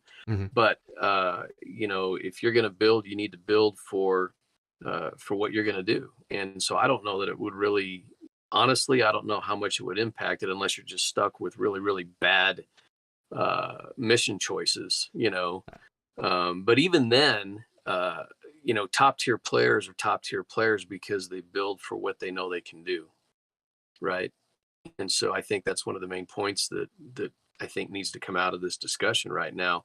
And quite honestly, I think it also has contributed to our low scores as well, because I think so many of the secondaries right now, previous to Arcs of Omen, were traps, and people can fall into those traps really easily.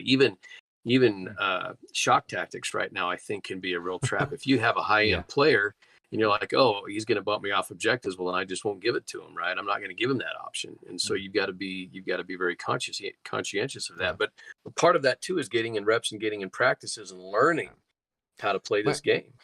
Part of my reason for asking that question is that, we to your guys' point, and you're absolutely right. Like in the meta right now, you want to design a list that effectively scores as many points as possible and is uninteractive, because that's the most consistent, efficient way to score high every single game.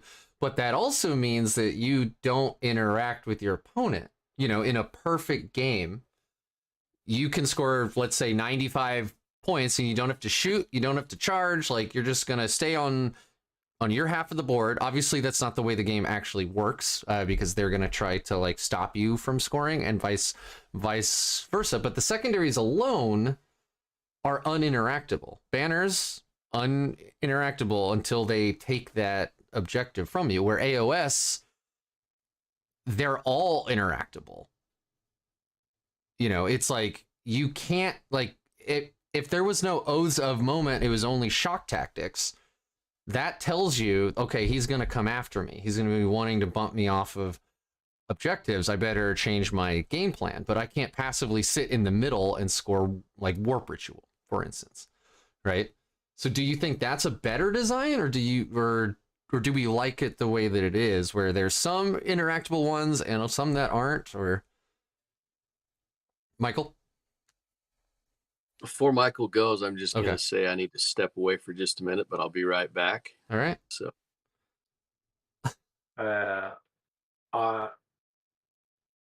two sides of that question, because when you're playing competitive, you want to be playing reliable. It's like you don't roll for a 12-win charge. You're not planning on making it. And it's the same when you're choosing your secondaries. You don't want them to be too unreliable. And then if you're having to interact with your opponent, he can deny them. And that's why you're not picking things that he can deny. So in a competitive scene, you want reliable secondaries that you can play. But for the friendly game at your home, you want to interact, you want to kill, and you want to charge him and do all those wanky stuff. So I think it's a good mix that you can mix around. And to get back on our low win rate right now, I think people playing Deathwatch in general, we have a very cool army. We can bring a lot of stuff. We want to kill our enemy, and I think we go too heavy on bringing things that we think can kill our enemy and playing a hard out war instead of planning on how we're going to score points. Yeah. I mean, I absolutely understand that, that is the meta. That is the thing, is to try to do that. I'm thinking about in the future if the game changes wildly. And I know Gareth keeps pointing out that also in AOS, you don't know if you're going first or second each turn. But my thoughts are more like, would it be better if we got rid of all the passive secondaries and allowed only the interactable ones? Would that make a better game in general? Not necessarily.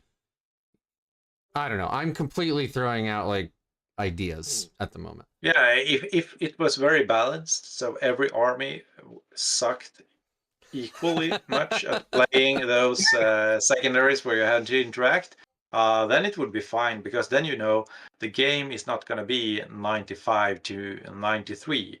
Everyone is just going to score 85 or 86, because everyone is going to deny and suck at scoring a full point on your secondaries. Now you try to achieve 95 to 100, because that is doable if you play the right secondaries. But if you had that kind of game and everyone knew it and it was equal to all armies, it would be fine. It would be another game, but as long as it's the same game for everyone, it would be playable, I think.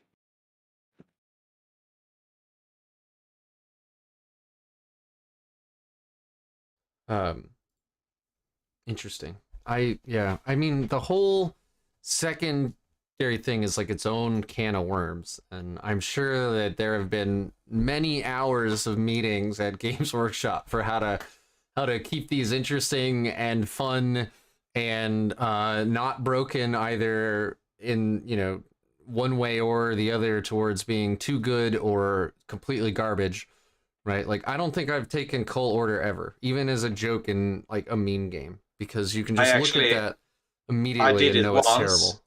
Yeah, I did it once, and it was a failure, I can say. I scored 0. Yeah. But then you have like orcs who doesn't get the good bits. They build their lists around it because they can sit in the back with a 60-point unit and score at least 4 every single turn, if not 6 if they take 2 units of it, right? It's like the old Grey Knight Purifying Ritual was so good, it was almost an automatic 15. Good bits now is order 15. Yeah, if you have the right army. Yeah. So that's kind of my point. Like, you can make a shit army good by making its secondaries good, and you can make a really good army terrible by making its secondaries terrible. You know? Yeah, but like orcs now, orcs will green tide will give them around 15, and the good bits will give 15. If you have a big horde army with a lot of goblins standing in the back on your 2 objectives. Mm-hmm. Yeah, absolutely. Yeah, but just you have 30 points there from the beginning. Yeah, grots for days, man. Yeah. Yeah, and then you feel like, okay, I'm down 30 points. I got to claw, like I'm already down 30 points, and I have to fight for every single point. Yeah. I will say this, and this is just an add-on to what we're talking about right now, is that the game changes pretty quickly now, you know, with new editions of GT packs coming out and Codex is coming out. And I much prefer the changes that come now with the frequency that they do, as opposed to where we were from 3rd to 7th edition, where you were lucky to see a Codex drop in a year. You know, that was just horrible for the game. So if I had to choose between the two, I much prefer where we're at now than where we were 10 years ago. Yeah, I gotta be honest, if it was like that, where, I mean, Drakari didn't get a book for like 5 years? 8 years? Lou, we lost you again, and you're messing with my video. Now there's 2 of me on the stream. How dare you, sir? And he's back. But he's frozen. They tried calling me, so it just kept me off for a second. Gotcha. It's all good. Yeah, I mean, do we have any more questions? There's a lot of talk in chat, which I love. Not seeing a lot of questions for the streamers in particular. I think Jason's having a great time just answering everyone's questions. Jason's being voiced for the discussion here online in the chat. I mean, it's super fun. You just communicate with the people that are in the audience. They love to hear from us as much as we love to hear from them. I mean, we're all here for the same reason. We love this game. We love this hobby. Any of us, it doesn't even matter what level you're playing at. I know all of you guys. I met some of you at LVO, some of you by reputation, some of you by talking through different people that I know through the WTC. Yeah, I have heard of you, Michael. Sorry. But you know, we're all good guys, you know. We're all you know, we're just here to have a good time. We're here to play with our little mandals and enjoy it. Yeah, absolutely. Well, and quite honestly, it's a dream where we're at right now. I mean, you think back, Jason, to Rogue Trader in 2nd edition and where the competitive scene was back then, and we dreamed about having, you know, the games that we do now and the tournaments that we do now and the discussions that we do now. It's just awesome. It's so fun. Yeah, 2nd edition was a dumpster fire. I mean, Rogue Trader was basically Necromunda. 2nd edition was so bad. Like, you had to come with 3 sets of D&D dice just to figure out how to play. I mean, I remember like the Melta guns multi-Meltas were like D20, D8, D6 plus 8 from armor penetration. It was horrible. It was literally the worst edition ever. Probably the most fun, but probably the worst edition ever. Yeah, I still remember. I would not mind because it really did speak to the Terminator aspect of how the game played. But you took your saves on 2d6. You had Yes, 3 up armor 100%. save. So in the lace cannon was 2d6? -6 AP, and it's like, well, I can still make it on a 9, with my Terminator, and it was it was a train wreck, but it was fun. Man, can't imagine trying to play fast now with 2d6 saves. Right, No, like, it was- okay, I just got shot by 40 storm bolters, and I need to make 8 saves. I'm gonna roll 16 dice, but you don't have 8 Well, different pairs of dice, like certain weapons too had rapid fire dice, so you had to roll the rapid fire dice, and if it jammed, you had to keep track of that because it took a turn to clear that weapon before you could shoot it again. So oh boy. it was horrible. it was, Yeah. I love how Oh, you the all old- say how bad it is with giant grins on your face. Like, oh man, We're it still was here just playing. garbage. Okay, I'm gonna bring back a nightmare here for Lou. The Space Wolf Terminators back in the day, which second edition was the king of Space Wolf Terminators. Oh yeah, hands down. They could run assault cannon, storm shield, cyclone missile launcher Yep. on Terminator. On one Wolfguard Terminator squad leader. Yep. And the assault cannon was 3 sustained fire dice. That's The right. sus- The sustained fire dice were labeled 2, 4, 6, 8, 10, and jam. And that was the number of shots you got per die. So that Yep. means each guy with an assault cannon could have up to 30 shots. It was ridiculous. In fact, my brother and I were playing Space Wolves at the time, and we had one of those guys in the store, and we decided we were going to spam Wolfguard Terminators like that. And I think we ended up shooting him. It was like 172 times, but the assault cannons back then did D10 damage. And one of the shots got through on his Chaos Lord, like shot 65 or something like that. And he's like, well, I guess he took a wound. And my brother was like, nope, it's D10 wounds. And he was like, and his bottom lip started quivering, waiting to see what was going to happen. And my brother rolled a 10. And Oh no. this guy almost started crying. And then my little brother was like, he's dead. He's dead. He's dead, dead, dead, dead. Just rubbing it in. Such a bad interaction all the way around. Oh man. It was so bad. So we're in a much better place now, I think. Oh, by far. Yeah.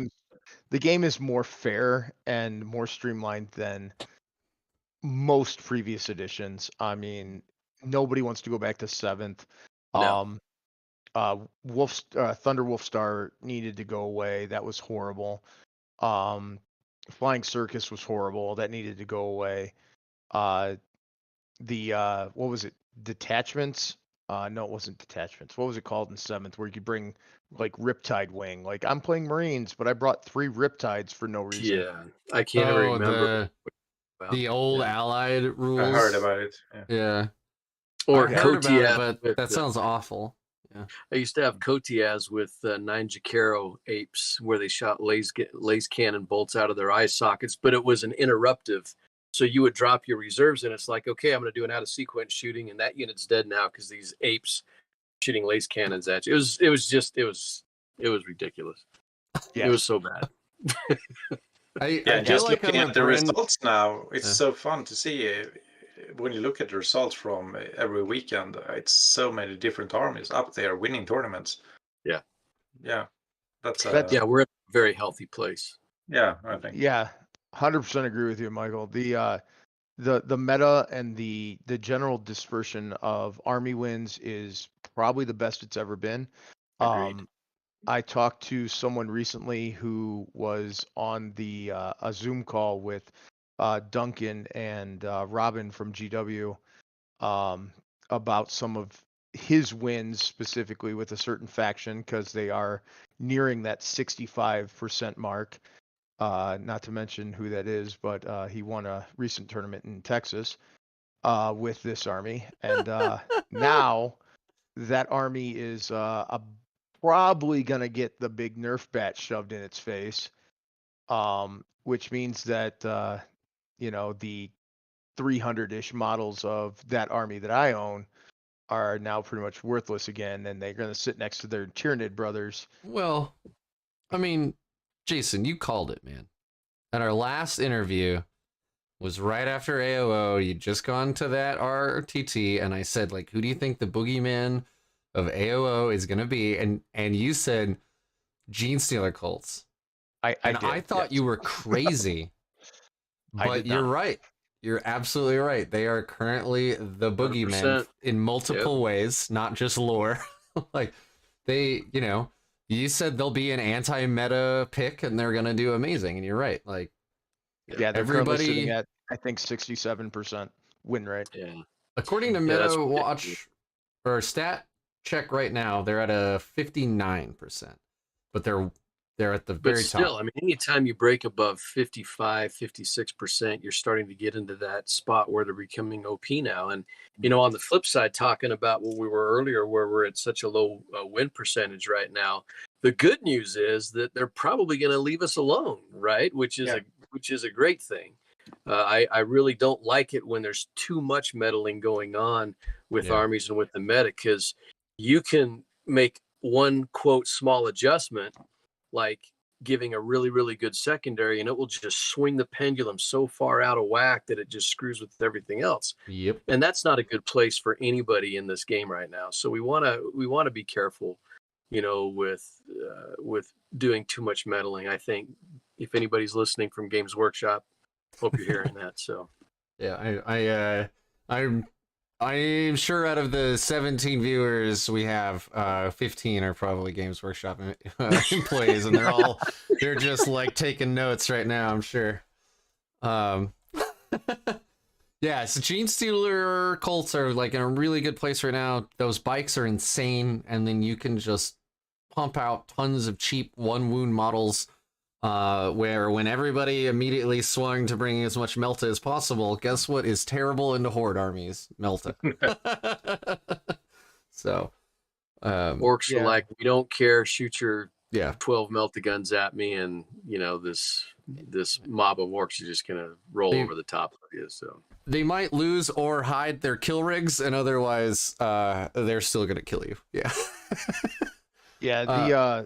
The funny thing is that is currently the lists that are winning, is that the massive Horde Orc list and the massive Horde GSC list are probably the two winningest armies right now.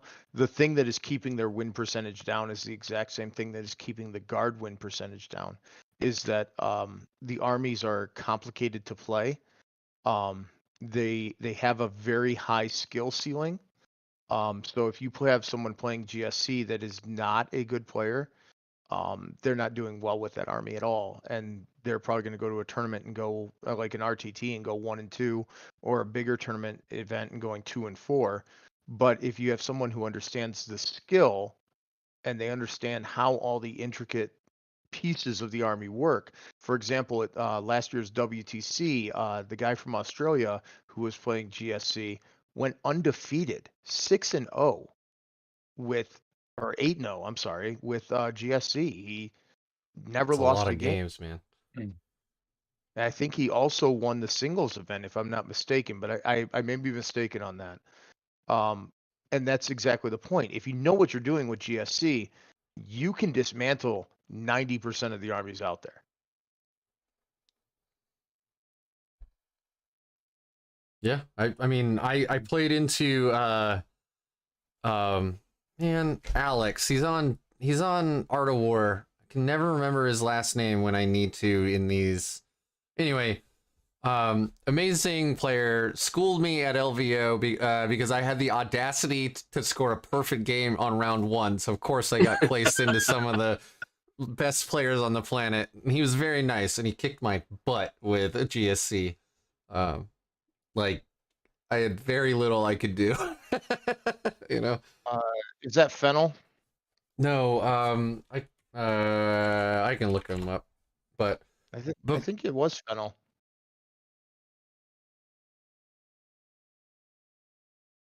Alex McDougall.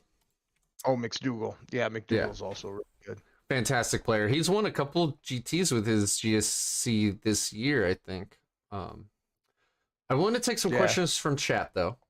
So before we go too far into the favorite additions question, because I feel like that's going to open up a huge nostalgia can for the two of you. Let's talk about Proteus kill teams. There's a question about the consensus for loadouts. That's a huge question because that is literally the most customizable kill team we have.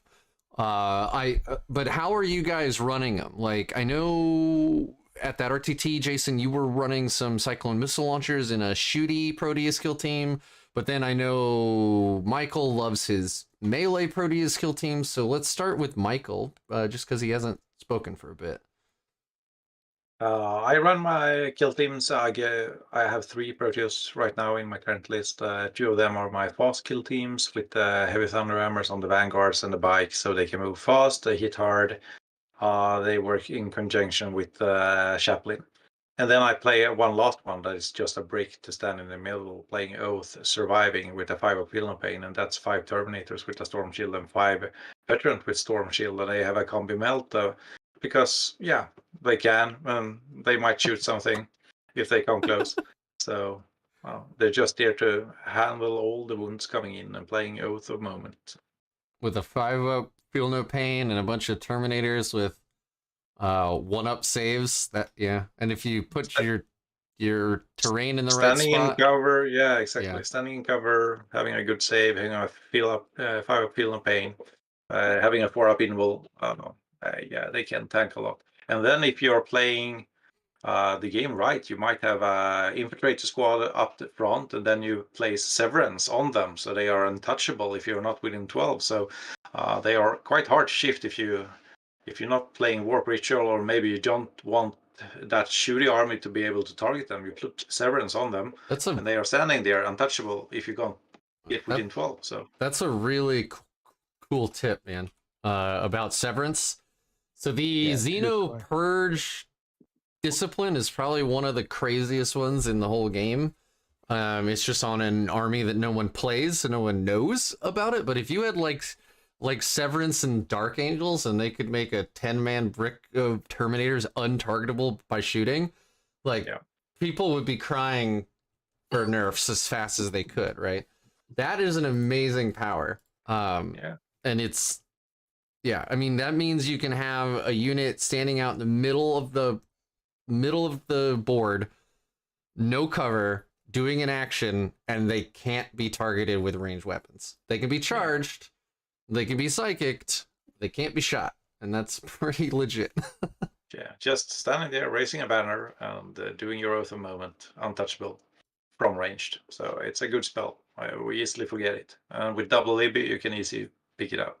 Yeah, it's. I think you have really. I mean, when the book came out, we had some people playing with some double Libby lists, but it kind of fell by the wayside for the Primaris chaplain on bike, and you could only bring a battalion at the time, so you wanted like a captain, the chaplain, and then a librarian, and there wasn't room for a second librarian. But in AOO, you can bring 2 and the chaplain and a captain, no problem. So Lou, how are you playing with your Proteus kill teams right now? I almost always have one with a bunch of storm shields. Right now I'm running multi-guns on them, obviously, and then I've got the bikes and the Vanguard vets, so I can combat squad and get them up the board. But then I've got 2 where I've got the Vanguard vets with the heavy thunder hammers, a bike. I've got a Terminator in there with thunder hammer, storm shield, and a Cyclone. I've got the Watch Sergeant with the heavy thunder hammer, the Black Shield with the regular thunder hammer and chain sword, and then I've got hand-to-hand combat weapons in there, a storm shield or 2, and then some melta-guns. So I've got 2 squads like that. And then I was going to bring actually one very similar to what Michael was talking about with the Terminators. I think Terminators are going to see a comeback. The only reason I'm not running it for this weekend is that I just didn't have enough models painted, and I don't play with unpainted models. So, but they'll be showing up in the next tournament that I go to for sure. Super cool. Yeah. I mean, I'm cool with seeing a bunch of Terminators on boards just because I think they're amazing models. Like they're so iconically Warhammer. I honestly think the Terminator armor is more iconic for 40k as a whole to me than the Space Marine like power armor. On like it is so 40k to me. I love seeing more Terminators. It never bothers me. Unless it's like Dark Angels with 45 of them and then oh boy. um anyway, Jason, how about you? How are you specking your Proteus teams? I'm running two types of Proteus teams. The first type is the basic troops are with Storm Shield and Power Sword. I love that combo. We play a little terrain heavy in our area. A lot of GW type terrain, so the Storm Shield Power Sword is amazing. And then the veteran Vanguard vets that are with them, I run 2 with Power Claw or Lightning Claw and Storm Shield, and 3 with the Heavy Thunder Hammer. I find that to be really effective against a lot of things, especially when you Blood Angel that half of the squad. Takes down knights very quickly. And then I +1 to wound, baby. hell yeah. And then the other one that I've been running is Terminator Squad with multiple Cyclones, Thunderhammer, Storm Shields, and then the Vanguard Vets. I've been trying the 3 Frag cannons with 2 guys with Storm Shields, and switching the Terminators when I combat squad, putting 2 Terminators with the Frag cannons with Thunderhammer, Storm Shield, and then the 2 guys with Storm Shields in with the Cyclones. It's actually been working really well for me, but again, that might be a meta choice for my area, especially when I deep strike that unit in and drop those down and deal damage that way. So I love it. We started talking about the frag cannon, which is awesome. I've never gotten them to do any work for me. Either like their profile's pretty weak into whatever's on the board, or their range isn't what I need, or there's always something like stop, or it's not enough shots, whatever. How are you using your frag cannons? My primary use with the frag cannons is for clearing junk. That's fair. If you really look at my army, it's very similar to the one that I ran in that RTT that we talked about a couple of weeks ago. The standard troops with the Thunderhammer, or sorry, with the Power Sword and Storm Shield, the standard troops with that are actually combat monsters. They're really insanely powerful. Especially in Assault Doctrine, you're looking at -4 on the AP. Yeah. You can tear through an army like very quickly. The problem is that most people in my area are very good at screening, and they have a lot of junk units that they use to screen. So I use the frag cannons and other ranged attacks through that to kind of tear down that screen so that those units can hit when I need them to hit. Got it. What is so the frag cannon has 2 profiles. They're both strength 7, right? One's blast, one isn't. It's basically crack and frag, right? Blast is strength 6. The It's 6 and slug, 7. Yeah. 7. Okay, all right. Yeah, maybe I just need to play them more. I mean, I need to play more generally, but definitely need to play more with frag cannons because I want them to be good. It's like the Infernus Heavy Bolter. Like, I really want it to be good. It just keeps letting me down. Yeah, frag cannons, I think, or I think we're going to see more play with frag cannons now with Armor of Contempt being gone. I mean, you can solid slug. You know, if you got 2 frag cannons in a unit, you got solid slugs coming to the Space Marine team. You'll soften them up real good, and you can go finish them off in hand-to-hand combat. And you know, if you've got horde lists coming at you, you're going to max your shots with the frag cannons into them. So I think they're a better choice right now. I really do. That's That's a good AP as well. Yeah. Is it -2 across the board, right? I think it's -1. I think it's strength 6 -1 one shot for the frag multi-shot, and then the solid slug I think is strength 7 -2 2 damage. Hmm. Trying to find it, but I could be wrong. no. I'm just curious now. It's not like I'm trying to like correct And you again, or anything. with the meta the way it's going, the horde armies are kind of taking a forefront. I think Deathwatch armies, if they're bringing 3 or 4 frag cannons or maybe 1 or 2 units like that, they may be able to deal with those units or those armies, those horde armies a lot better. Like GSC, if you use the infiltrators to block them out, Yeah. and then counter with the frag cannons, you can pick up a ton of dumb models. Yeah. Yeah, that was actually my plan when I met GSC this weekend, and he was a great player, and it was my game 4, I think. He also played very well, and then I screened half the board with my infiltrators and my snipers and my captain, and then I just ran the rest of my army up his face because he had so much in reserves. So when he was starting dropping down, I had total board control and could pick off 1 unit each time he dropped them in.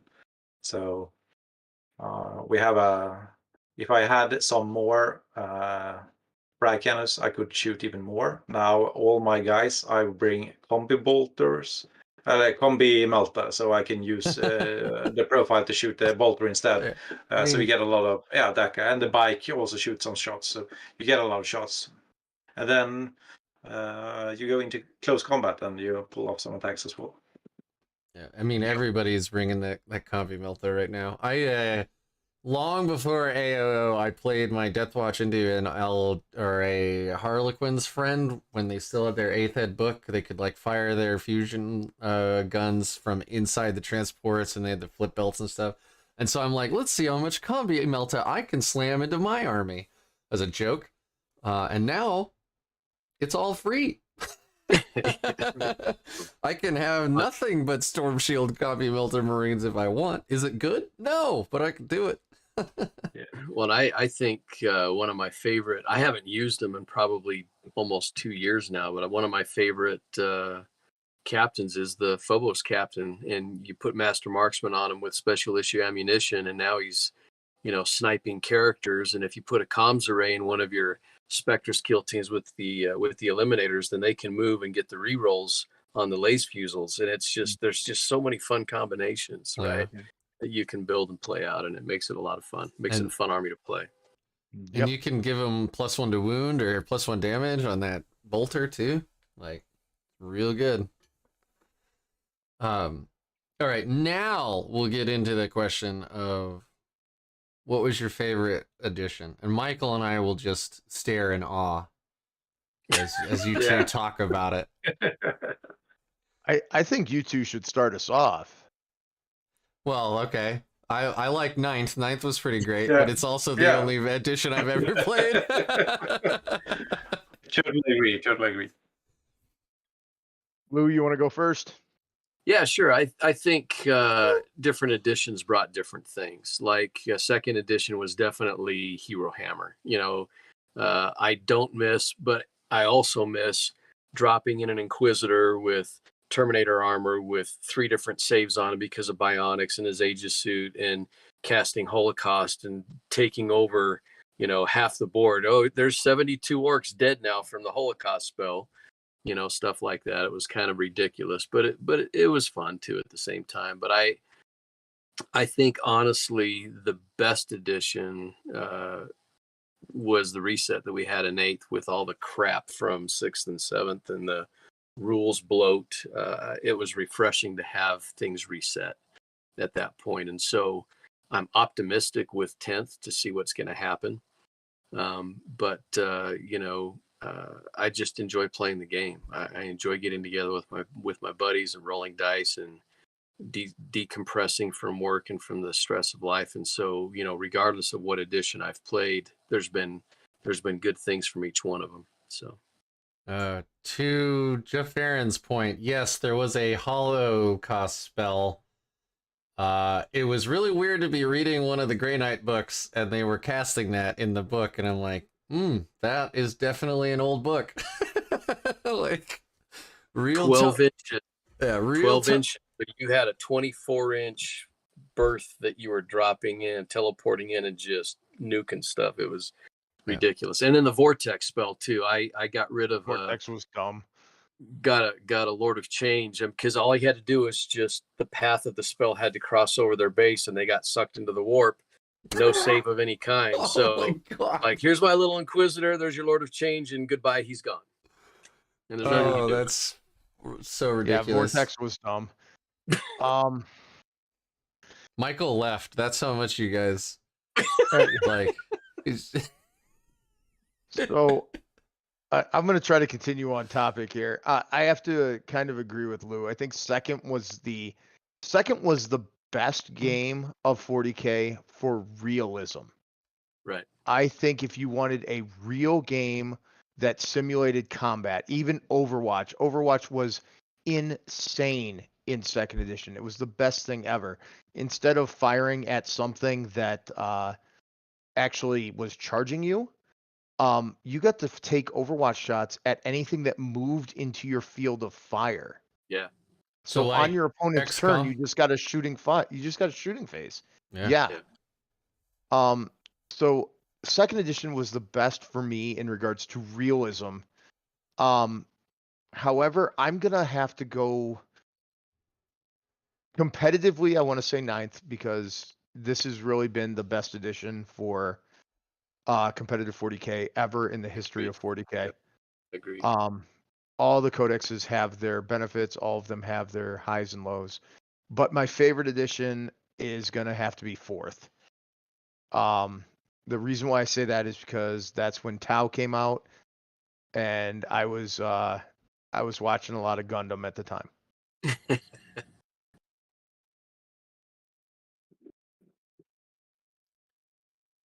Yeah, there's no good response to that. I understand that. No, I was actually reading chat, and it just coincided with you completing your comment. So this is me being, again, a really professional host, being just really on the ball, interacting with all of my guests in a really just straight up manner. That does not sound like it was fun, Sanoki, at all, because you happen to be wearing a Hawaiian shirt. But yeah, the Holocaust spell is not in the game now. Obviously. Could somebody tell me, like, I know there was a time when, like, Grey Knights were the boogeymen. I know, like, force weapons just killed you if you failed your save. Yeah, that was 5th edition. What was the psi? It was like a 5-point upgrade per squad, and it was psi ammunition, and it did what? Do you guys remember? I'm just curious now. Were psi bolts instant death? It was instant death. Yeah. In fact, I went to the ATC. Gosh, it's been probably 6 or 7 years ago now. Maybe 8.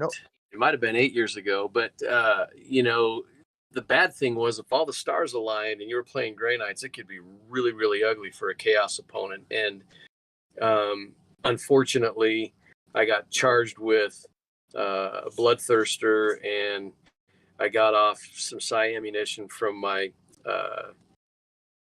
from one of my units, and one of the bullets got through it. It was instant kill. It was instant death. And he's like, "Oh, I guess we'll take a wound and take a grounding test." And there was a judge walking by, and he's like, "Well, does he have Eternal Warrior?" And it was like, "No." And he goes, "Well, pick him up. He's dead." And it was just awful. It was really bad.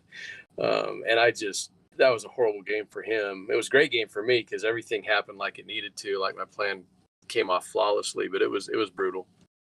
Yeah, but instant death falls into the realm of probably one of the most feel bad rules of 40K that has ever existed. 100%. Yeah. Yeah, it was bad. Yeah, that does not sound fun at all. I do remember playing with my Grey Knights book in the beginning of 9th, because I still the 8th ed book, and Astral Aim ignoring line of sight was super good. It was a lot of fun. Have a dreadnought in the back with 2 las cannons and the missile launchers. Doesn't matter, I could shoot you. But I see why they removed it. Again, the whole uninteractability thing, like, it's just, if the whole army can just shoot you forever, always, that's not, like, an enjoyable experience either, right? You're always And on just play Planet guard. Bowling Ball. Just play guard. You can do that right now. Do they ignore the? They don't ignore the -1 to hit now, right? I know No, they- but I mean, between the fact that you can run so many mortar teams, plus Hmm. basilisk, plus manicores, plus et cetera, et cetera, et cetera, wyverns. There's so many things that just ignore line of sight. You could pretty much just run guard and table your opponent before they even come out of cover. And with so many cheap units up front, you've got so many screening units to choose through. It's going to be, you'll be lucky to get to some of those tanks in the backfield by turn 3. And so, Yep. you know, it can be pretty rough. Yeah. Honestly. And that's one of the worst things in 40K right now is the no line of sight shooting. That's why that rule probably hasn't gone away from the data slate, because the number of armies that can abuse that, even when Tau came out this last Tau Codex, I was running a 5-man unit with 3 airbursting cannons on each crisis guy, so Yeah. 56 no line of sight shots. Yeah. I was gonna bring that up. My first time into 9th Ed Tau was with my Grey Knights at NRTT, and I was completely hidden, and all they had to do is move up, and they killed almost everything. Like, it was, again, feels bad, because you're just making armor saves. That's all you can do, you know? Like, you move properly, you hid, and it doesn't matter. Well, and the flip side of that too is that if you got an unsuspecting opponent that maybe isn't a top tier player, a Deathwatch army can very handily deal with that list, where you've got a bunch of lightning claws coming in and you're just wiping the screens out, and then your heavy thunder hammers are hitting those tanks and they're just wrecking them. I had an opponent that I before the game even started at LV Teams that was like that. Great guy, loved him to death, but he had a really negative experience because I knew before the game started exactly how it was going to go. And by the end of turn 2, beginning of turn 3, I had him in a corner and I was just beating his tanks off the table. And he had hardly any infantry left because I had an answer for everything. And so, you know, it can swing both ways. You just got to be aware of that. Yeah. Woo. All right, Michael, what was your favorite edition? Yeah, but I like you heard a lot about the different editions, and playing ninth now when I'm playing competitive, it's quite fun to hear that it's so balanced. So it's a very good year to start playing competitive, because actually it's in a good phase, the game. Everyone, especially right now, everyone can win. Actually, if you're a good player and you take an army and you think about how you're going to win the game and build a list, I think everyone can actually pull off a win, independent on what army you're bringing, if you're a good player. Yeah, I'm looking at stat check right now, and you know, there are actually half of the armies fall within that like 45 to like 55 range for win rate. And then you have a couple that are like 42 to 43, so pretty close. And then the ones over 55 are only like 56 to 59. And 59 is pretty solid, but like the days of Drakari with their 71% win rate or whatever, you know, which they then kept for 6 months. Like, I'm glad to see that kind of stuff is gone. Well, I want to add something to this, and this this comment has needed to be said for a long time about 40K stat check. If you, for example, had a player rating system that actually gave the players a rating on top of giving the armies a rating, then it would mean more. We have more data, yeah. No, the data would mean more. Yeah. Because right now, if you look at guard, I think guard's at like a 52% win rate. Guard's not at a 52% win rate. Guard is probably the strongest codex out there. The problem is the best players in the game haven't moved over to it yet and haven't bought the models for it yet. When the best players in the game are beginning to play guard, Guard will get up around a 60-70% win rate. On Tabletop Simulator, with all the games that I've been playing against Guard is near undefeatable. It's insane what they're bringing, and the top players are wrecking people with it. But because there is so many average players that love their tanks, love their army, those people I do love tanks. I mean, those people are really going to tournaments, and they're doing, they're picking a bad secondary maybe in round 2, and they're going 2-3 or 3-2, and they're doing good. They're still good players. But compared to the top end of the meta, if you got most of your players only being at an average rating, then that 50% win rate means nothing. If you have 3 players that are wrecking shop every time, but most of your players are at a 50% win rate, then a 55% means nothing. Yeah. I played a game into Chaos Knights last weekend at this major, and my opponent was one of the 2 guys in my area that host most of the events. And I was talking to him, and he mentioned that they're gonna be instituting an ELO, or there is an ELO now in the latest ITC season. So that's, for those of you unaware, that's exactly what Jason is talking about, where it's a player ranking. And if you beat somebody with a higher ELO than yours, you go up. If you lose to somebody with a lower one, you go down. And over many, many games, it'll give you a ranking, like, what your player ELO is. So, and I don't know how they're going to do it. I don't know what the algorithm is going to look like. But if you've ever played like StarCraft 2 or League of Legends, they have the same kind of thing where they will try to match you to players around your skill level. And they use that with ELO. And I don't even remember what the hell that stands for. And Sanoki, I'm also a horrible player. We're both driving down the Deathwatch win rate, so don't worry about it, man. It's all good. As long as you're having fun. That's what matters. It's not you or Sanoki, Rick. Sorry. Trust me, there's some guys here in the Toledo area that there's 3 or 4 of them that they go 0-3 no matter what they bring to an event. I mean, as long as they're having fun. I mean, they do. They love the game, but they go 0 for days.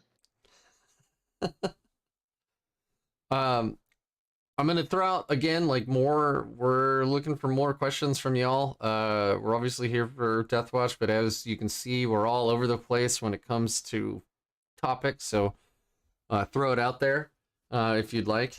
I know it's getting late for Michael. It's what, almost?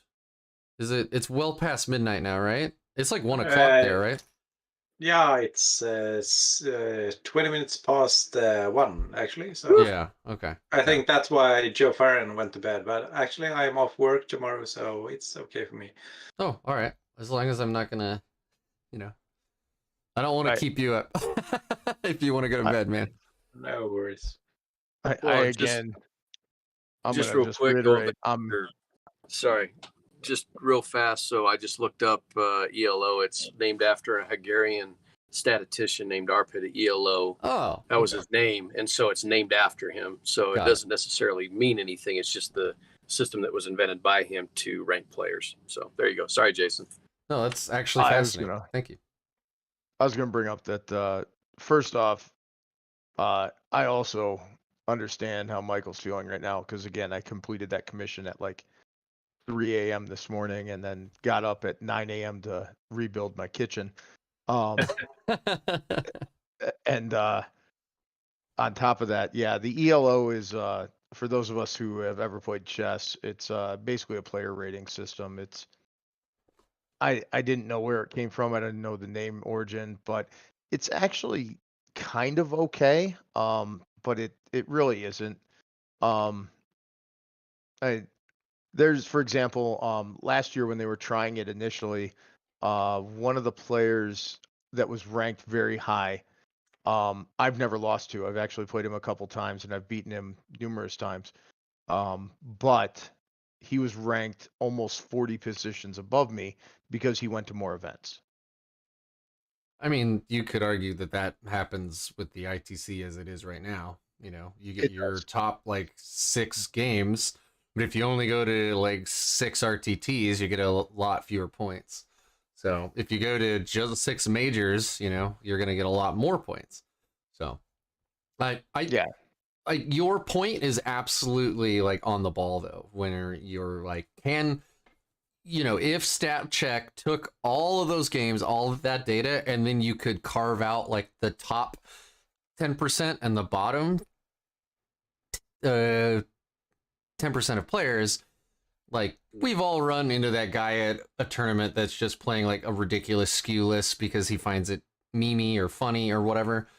We've all done that. Like if you can take those out, then you get a much healthier bit of data. Because you can see like what is the general, right? Like if a GSC is winning all the events, but it's only because they are like piloted by the top 10% of players in the world, but it's like somebody ranked in like the middle can't win or score more than 30 with them, you have a legit army design problem, and you can carve down into that with that extra data. Where right now we're just everybody's the same. Like my practice game in my garage is worth the same as a like practice game or you know a top table at a major for data, you know, when those are two very different games that are being played. Oh, by far, yeah. Well, and right now, guard lists are becoming the boogeyman. But even still, I don't know that I would be terribly afraid of playing a guard player. But if my friend Brandon Grant were to show up across the table and bring out his tanks, I would smile and shake his hand and concede the point that he's probably already got we'd still roll dice and have fun, but Yeah, we know who's going to absolutely. win that match, right? Is Brandon still playing? He's I haven't. I don't know if he's playing right now. I think he might have taken some time off because I know he had a new baby about this last year. I think he had a new baby, and he switched over to sisters for a while. I don't know what he's doing right now, but with guard being as good as it is, if he comes back in, he may very well jump back in and start rolling tanks again because I know that's his first love. So, Oh yeah, Brandon. Two of the guys that I missed probably the most from the game right now are Brandon Grant and Jim Vessel. Those two guys yep, they're 100%. both a blast to play Hey. against, and they're great guys. And I miss them both being out of the game right now. Hey, And Well, and the I thing, didn't hear he was back yet. I don't know that he is, but I'll be honest. One of my favorite moments with Jim was going to the Bay Area Open a couple of years ago when he was running for the Double Crown, and we played in a little RTT the day before. I think there was 12 of us, and Siegler was in that one, and Lennon was in that one, so it was just really intimate and awesome. But Jim and I were talking, you know, shop, and he was like, man, I'm a hobbyist first and a competitive player second. And I was like, yes. well, he must have been an You know? incredible hobbyist. His hobby's incredible. It's amazing. He really is phenomenal. He was an amazing player. Is an amazing player.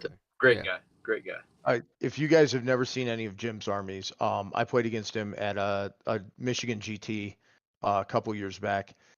I'm a commission painter. I do some high end work. It's not his level.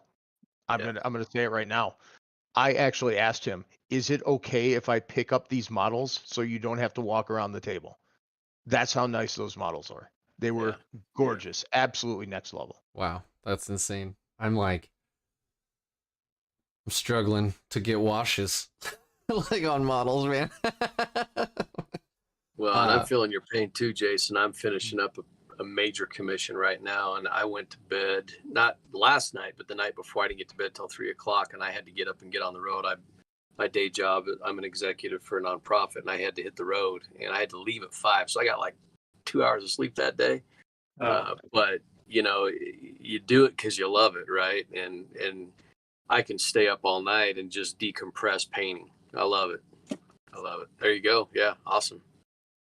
Well, luckily I'm a teacher, and this is our spring break week, so. Oh yeah, that's one of the reasons we had to wait so long to play this special. Let me tell you guys, if you're thinking about getting into this kind of thing, time zones are going to be the worst thing you ever have to deal with in your whole life. Yeah.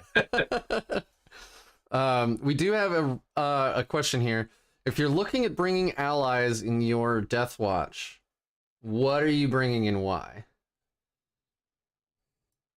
Let's go I'm with not. Michael. That's a fair answer. Very hard question. It's okay to say you're not too, because Yeah, I actually brought that assassin last time because it was so cool bringing an assassin. But otherwise, I don't think I would. Actually, they are the elite. It's the special forces guy. Where would they bring anyone else? yeah. There You know, was I actually a think one of the question about questions you need to assassins earlier, answer and I for missed it. yourself is, why are you going to, I mean, what are you trying to frame out with your play? I try and play fluff in addition to play competitive. Yeah. And so there's some things just on ethics that I just won't do. I will probably never, ever bring 4 frag cannons into a kill team. I can do it, but would you ever really truly see a Deathwatch kill team bring 4 frag cannons? And the answer is probably not. But I will say that I am working on a fluff army with Imperial Guard, and I've got a bunch of guard guys. And I've done this off and on over the last 3 years, so it's not like it's recent because of the guard list that's dropping with the book and rules and everything. But if you've never read about the Lucifer Black Imperial Guard squadrons, you need to read about them. And so I've got a bunch of Lucifer Blacks that I'm painting up with berets and everything else. Just super duper cool. I think it's That's fluffy. awesome. I think it matches with the Deathwatch, and I've got Kyria Draxus that I'm going to be painting up, and just for a fun, fluffy RTT army, probably throwing a couple of tanks there. Yeah. And so it's fluff based, right? It doesn't have anything to do with being competitive or rules. So 100%. there you go. Yeah. My answer to that is in Deathwatch, I'm not going to bring allies just because it's an SM Codex. So like we have access to so many amazing units, so much amazing war gear. I think we are the most customizable space. Like our Proteus kill team is insane. The amount of like, I mean, Jason could do the math for us, I'm sure, but like the amount of combinations you have is wild. Where like my Grey Knights, I built these Helverins because I was going to bring them to that GT, and I painted them as Forge World Demos, which I have like cool capes that I'm actively painting. But anyway, it's because they fill a niche that Grey Knights don't have, where I don't think that that's a problem Deathwatch have, because you have access to so much. Like, you want Fight Last, you can bring a Judiciary, you can bring a Whirlwind, you can, if you want to turn off Overwatch, you can bring suppressors. Like, we have a ton of tech that other armies don't have access to. So I think other armies are more interested in bringing allies, where, like, Deathwatch, I'm going to bring my Deathwatch. Well, and even just simple things like the Xenophase Blade. The Xenophase Blade is not only fluffy, but it's unique as well, right? Throw that on a Sergeant, mastercraft it, and now you've got something that's pretty legit for taking out, Space Marine units or other units that have multiple wounds with invulnerable saves. It's like, I don't care. Yeah, right? I mean, you're going in there with, on the Sergeant, you're going to have 4 attacks on the charge, strength 5, -5 in assault, no invul. Pretty good. I mean, 1 damage, which meh, but if you mastercraft it, yeah, it's 2. Hey guys, I wanna point out something in chat. I'm not sure that this is being read right. Shamrock is saying that he wants to think about Votan because he would still get access to normal combat doctrines unless I'm reading that wrong. I don't think you do when you bring I don't allies. think you do. I don't think you so lose either. all that, which is 100% the reason why I would never bring allies. No, I thought the point of like bringing a patrol of Votan was specifically that it didn't break your army rules, but they don't get them, and they don't get their judgment tokens. But it doesn't break your, like, it wouldn't break your Deathwatch's doctrine stuff, right? Isn't it specifically? Yeah, it's 1 patrol of Votan, and as long as you don't go over that, and they're not more than some amount of your points in your army, then you get to keep your doctrines, you get to keep all that stuff. They're allies and they don't break it. Kind of like how you can bring Harlequins in any Eldari because they have their little keyword of like dancers in the dark or whatever it's called. I think I would have to read the rule Yeah. again, because I mean, if I can bring Votan, I'm bringing 3 squads of bikes. Oh, 100%. You're bringing Or bikes. sorry, it's a patrol. I'm bringing 2 squads of bikes, Yeah. and then I'm just gonna play my normal Deathwatch list. Yeah. The bikes are obsec. The bikes they're are insane. they're dumb. They're so dumb. much They're shooting. so good. So fast, fly. So good. I don't know, man. You like we'd have to actually look that up. But it's worth checking out if you think it works. You know, like those bikes are amazing. Somebody got the Arks of the Covenant book handy. Arks of Omen, yeah. Arks of the Covenant. Raiders of the Lost Ark Yeah. book. I don't know. Yeah. I got I the think reference. Lou's getting something. Lou's got it. Okay. Well, we'll move on slightly here. There was a really cool question here, and actually, thank you for reminding me, Dominic. I wanted to pick Michael's brain more about his 2 librarian lists. Like, is it because AOO lets you bring, 4 HQs or more, I guess? Did you find that as, oh gosh, I can finally bring that like a second Libby for extra utility? Well, actually, first games I played at. I tried to build a speed list, and I had a double chaplain and playing heavily into moving forward with a lot of speed and maybe swarming the board and playing behind enemy lines and stuff like that. But I felt more comfortable playing the more defensive game, and then I brought double Libby because in many games I can play warp rituals and still have all my buffs up. I want the buffs. I want to be able to have fight first and +1 to hit in combat, and I want to have my 5 of Feel No Pain. So I have 1 Libby to do all the protection, and the buffing up my army is so good. And that's the one that has +1 to cast as well. And then I have the other one that actually just there to do warp ritual. And in the games where I'm not playing warp rituals because I'm facing off against maybe Grey Knights with +1 to deny, and then I will not take warp rituals, and then I have severance instead on that one, so I can be placing things out on the board and then making them untargetable.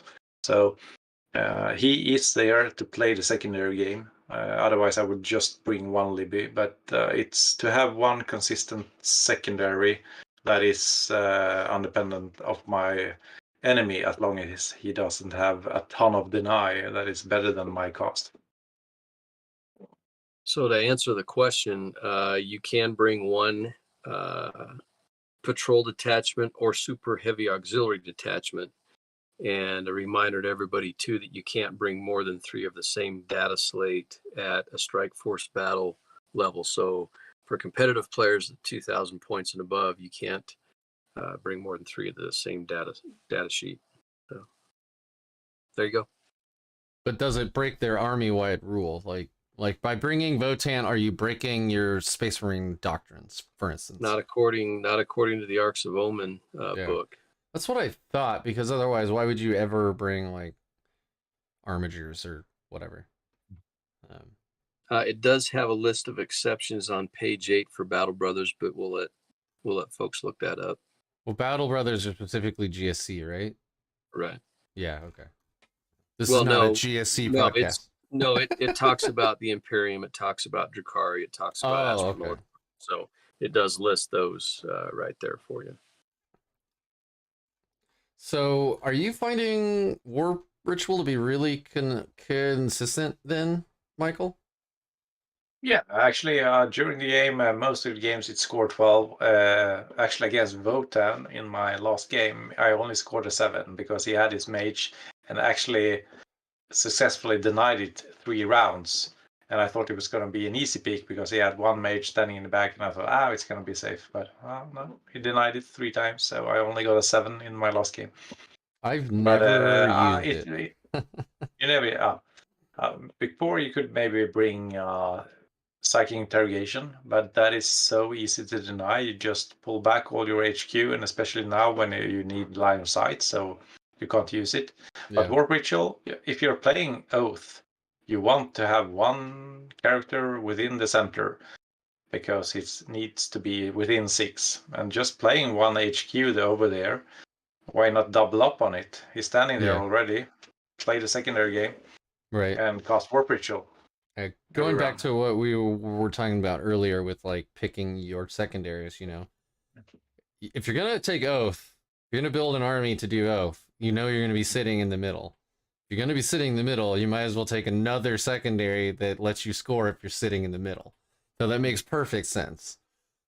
It's just like, as a Grey Knights player, I have psychic or purifying ritual, and so I look at Warp Ritual and I always kind of wonder, but then I always take purifying ritual instead. But the 2 Libby list actually has me thinking like you could take this consistently into most armies, you know, not Grey Knights, and just score a ton, because it's 3 points the first time you cast it and 7 the second, and then you score 12 if you the third. get it 3 times, yeah. So you actually have to just successfully do it 3 rounds for a 12. Yeah. Yeah, and it's Warp Charge 4, which is super 5. nice. 5, I think. Is it 5? Oh, I thought it was 4. I think it's 5. Okay. I mean, I believe But you. still. You're the one playing it, so I trust you. Another one that I've used, if you're going to build for the middle, another one that I've used, which has been really, really helpful, is bringing Mantle of Shadow and then screening outside of the 12 inches. So you've got units doing actions right in the middle of the board, or even on another part of the board where your opponent can't do anything. So Mantle of Shadow is, if they're outside of 12 inches, they can't even target that unit, right? And so even sometimes stacking units where you've got like a character with a screening unit outside of it, and you're casting Mantle of Shadow like a Librarian on himself, and you're raising banners or doing something like that. If you want to have a little fun building for secondaries, that can be a really powerful. And those are Xenopurge disciplines, so you know not every Space Marine player gets that. We get those, but some of the best Librarius spells are in the Deathwatch Codex. Yeah. The Premorphic Resonance and Fortified with Contempt are 2 of the best powers in the entire game, in my opinion, still right now. I completely agree. Like, if you had those powers available to more mainstream, like, again, Mantle of Shadow, which I think I called it Severance earlier, but anyway. Me too. I call it Severance all the stream, but it's Mantle of Shadows I'm referring to. What is Severance? I knew what you... Severance is the one where if you cast it on a character, it decreases their aura by like 3 inches. If you beat their leadership on the roll, it turns off their aura. And I think and that has a warp charge value of 7, I think. Yeah, Mantle of Shadows. Yeah, Lou, you're correct. Mantle of Shadow is the one I'm running on my Libby with the Terminator army, and that's the one that you can ignore being targeted. I thought that's the one you were referring to, but I thought I'd look it up and check. Yeah. It's a very good power. I knew what you meant, and I just didn't correct you because, like, the name doesn't matter. We know what the power does, right? Right. Well, if you say to your opponent, "I'm going to cast Premorphic Resonance," they're like, "Well, what does that do?" Right. I usually just say, "Feel no pain." I'll hand them the card and say, "Hey, I'm going to use this spell. This is what it does." Yeah, and when you look at Premorphic Resonance, it just keeps going. It's like a Batten's like data sheet, man. It's insane. It's like it gives you 5-ups to Overwatch, it gives you a fight first, and it gives you +1 to hit in combat. And it's just like, even if it only did 2 of those things, it would still be a very good power. But instead it does all 3. Well, to your point earlier, of 6 as well. Just a 6. Yeah. So easy to cast. To your point earlier, turning a unit into Space Wolves with heavy thunder hammers and then giving them Premorphic Resonance on top of that. It's just like, and then backing them up with you know, a captain or a watchmaster or even a dreadnought and putting you know, the ancient ability on him where he's giving you the rerolls of ones as well. It's just like they're gonna just destroy stuff. It's just Yep. there's the stackable builds, right? Put a Mm-hmm. Judiciary next to him, and it's now like, come get me in the middle, I dare you.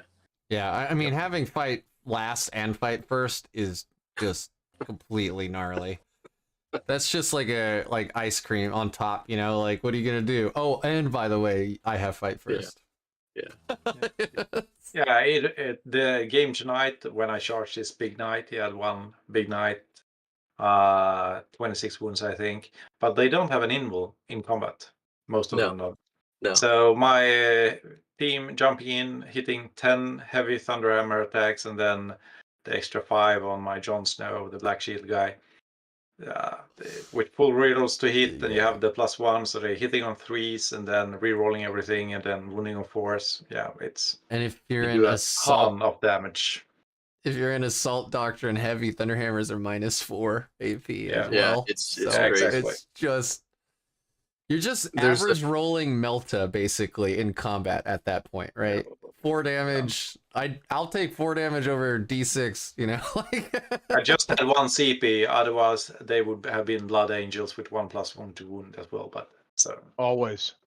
yeah.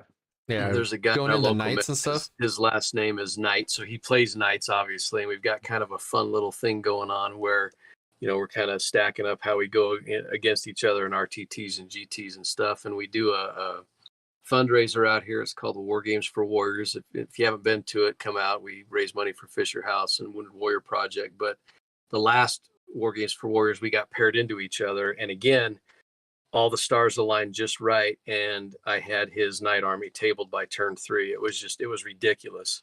You know, it was just you know, overload of heavy Thunderhammers coming in, and my units that dropped down out of range from buffs from the chaplain. I rolled an 11 on one of my charges, and they needed to get in 9 inches, and it was ridiculous. So if things really go well and the dice are hot, it's stupid what you can do to a knight's army or an army with armor of any kind. It's pretty ridiculous. Yep. What's that combo you were doing? You had like the Vox relic on a Primaris chaplain on bike, and then you were bringing dudes in from Deep Strike with the teleport homers. Yeah, so the Or Vox something? Spirit, I mean, you got to plan for it, but yeah, turn 2 and you would pull all your kill teams off, and then your first one has to be, you know, within X amount of inches of, so I think 3 inches of him, but then you could conga line them out, and then your other kill teams, you could have them 9 inches for the buff from the chaplain for the charge, but within 3 inches of that other kill team, and so you could just, the threat overload was stupid if you planned it right. And there were a couple of games where it was just like game over, man. And in fact, one of the games, I was actually asking my opponent, he was playing Necrons, about the unit behind his screening list. And he was looking at me like, well, why are you asking? And I'm like, well, I just need to know in case this front unit is gone, what's going to happen to him. And he found out after everything came in, you know, what the stratagem extremist did, and it was pretty dumb.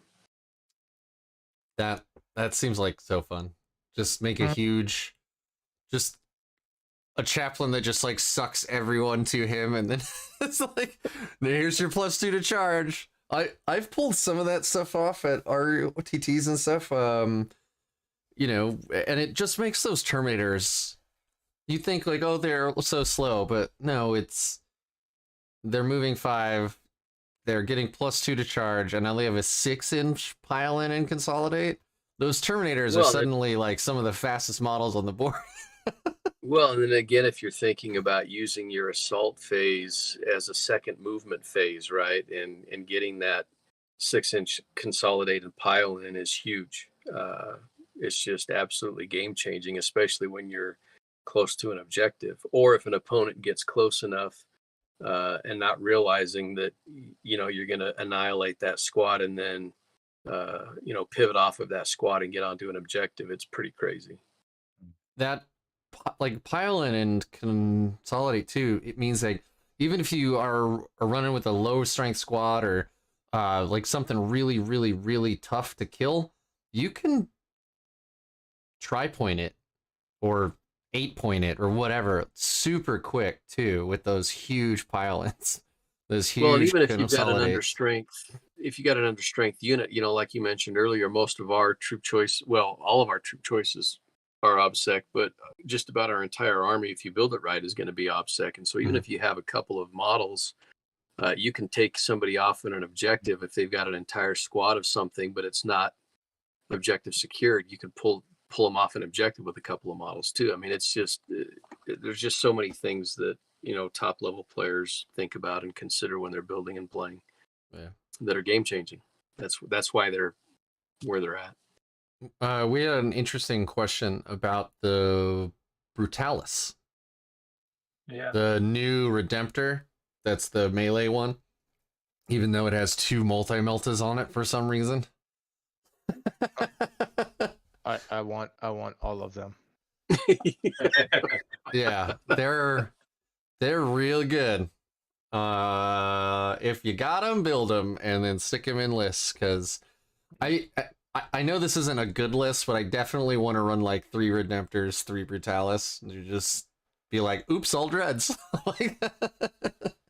Run with the Dominus Aegis, get the Tome of Ectoclades, point at one thing and just delete it. Well, and don't Silent forget, King dead. You can put your captain back there and put the Dark Angel Brilliant Strategist on him, so you can keep your dreadnoughts in Devastator Doctrine, or anyways, there's just some really cool things that we can do. Yeah, I'm every time I walk into my local game store, there's the 2 things sitting right in the front display. There's the boarding action box, which has all the boarding action terrain. Yep. And I want it, and it's a lot of money. And then sitting right next to it is the new Marine box. It's a lot of money. And I want to buy at least 2, maybe 3 of those. And that's a lot of money. So if anybody wants to hire me out for some commission painting, what I should do is buy like 3 Brutalis and then send them to you to commission paint, so you like you're building them and you're like, I don't even get to play with these. I would just lose them. I'd be like, oops, I don't know what happened. They never came. Sorry, the mail lost them. You're leaning into something that we all are guilty of, even though it's not being mentioned, but it's an undercurrent for why we all play, and that's the aspect of plastic crack, right? We just absolutely. There's just something about building and painting and modeling and hobbying, and I will never forget when I had my game store back east in North Carolina. This young kid, we did Warhammer Wednesdays, so Wednesday nights we'd always have a game. I had a big bay window out in front of the store, and we had a table right there, and anybody could come in and play. And this kid walked in off the street. He was still in high school. He's like, I want to learn how to play this game. And so he got into it.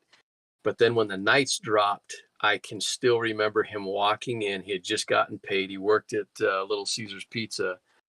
And he was like, oh my gosh, those nights, but I can't afford it. And he was having this conversation with himself, pacing back and forth in front of the desk, right? And he's like, but I want it, but I don't need it, but I want it, I don't need it. And he was just in agony, right? Fighting himself over what it was he was going to do. And he finally relented and ended up buying it. And I think he ate mac and cheese for the rest of the week, because a part of that paycheck was his lunch money. But he didn't regret buying that Imperial Knight. It was pretty funny. Colum is asking where the Veterans event is, Lou. Oh, the War Games for Warriors. It's sold out right now. It is in Lehi, Utah at the Young Living corporate office. So one of our local players is an attorney there, and all the proceeds, 100% of them, go to Fisher House and War Games for Warriors, and we do it every single year. That's awesome. But Mario Capizzo is the tournament organizer, and he is legit a Warhammer hero. Like, there's a star on the wall over there in London for him and stuff, and he's the one that organizes it. But if you reach out to Mario, he can get you on the wait list, and we always have people that drop and you can get in. But it's such a fun event, and that's amazing. Great cause. Yeah.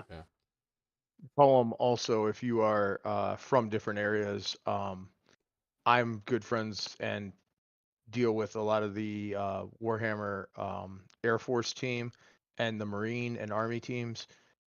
They put on events for many different veterans in many different areas. So I know we're having one in the Michigan area. It's ran by it's a Marine vet. And then we got another one that's going on.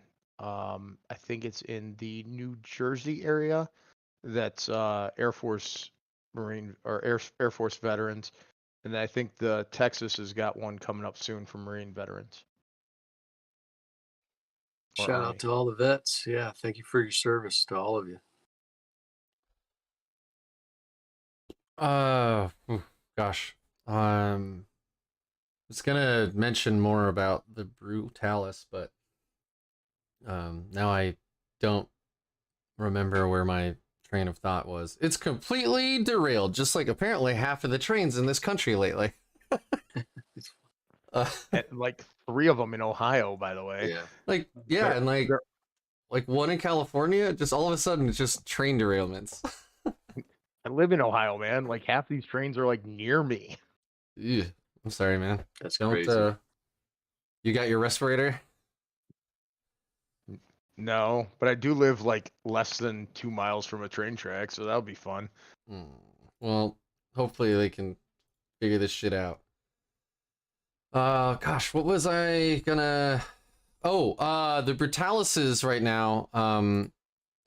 I was thinking about getting one of those boxes, but I don't need that many heavy intercessors. And I don't need another Marine lieutenant. So if you go on eBay right now, you can buy just the Brutalis sprue for $95 plus $16 shipping. So don't do it, just wait.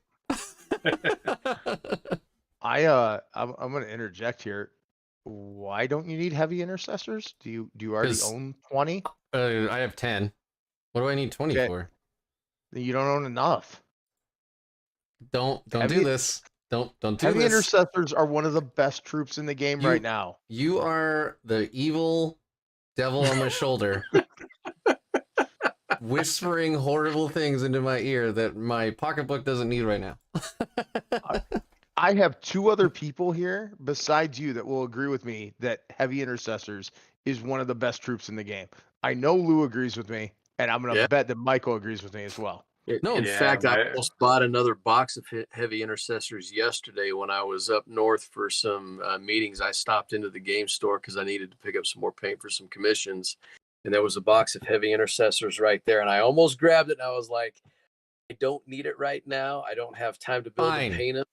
But I told the guy behind the desk, I'm like, Taylor, hey, just hang on to these for me. And he's like, okay. So I'll probably pick them up next week. But yeah. We can't use the desolators yet, but actually we can, because we just get access to whatever's in the Space Marine Codex, right? So Deathwatch should have access to the desolators. We just can't bring them in kill teams. Yeah, not in a kill team, but you can have.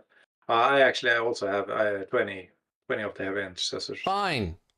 But I only painted 10 so far, so 10 is the maximum amount I've played with. But I have 10 unpainted. I thought 10 was fine because I'd have enough for 2 Indomitor kill teams. I thought that was great. But I even have so many aggressors that I started converting some of them to heavy intercessors as well. They are literally the best troop unit in the game right now. There's nothing better.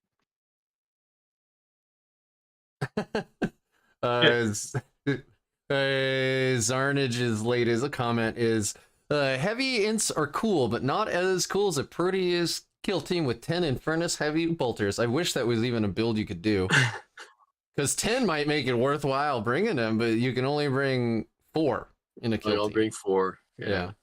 Well, the Proteus kill teams are obviously the workhorses of the Deathwatch army, but I even had I played a guy recently. He was a NIDS player, and my Deathwatch army just eviscerated his NIDS army, and he decided Deathwatch were pretty cool. Just a couple of days ago, he discovered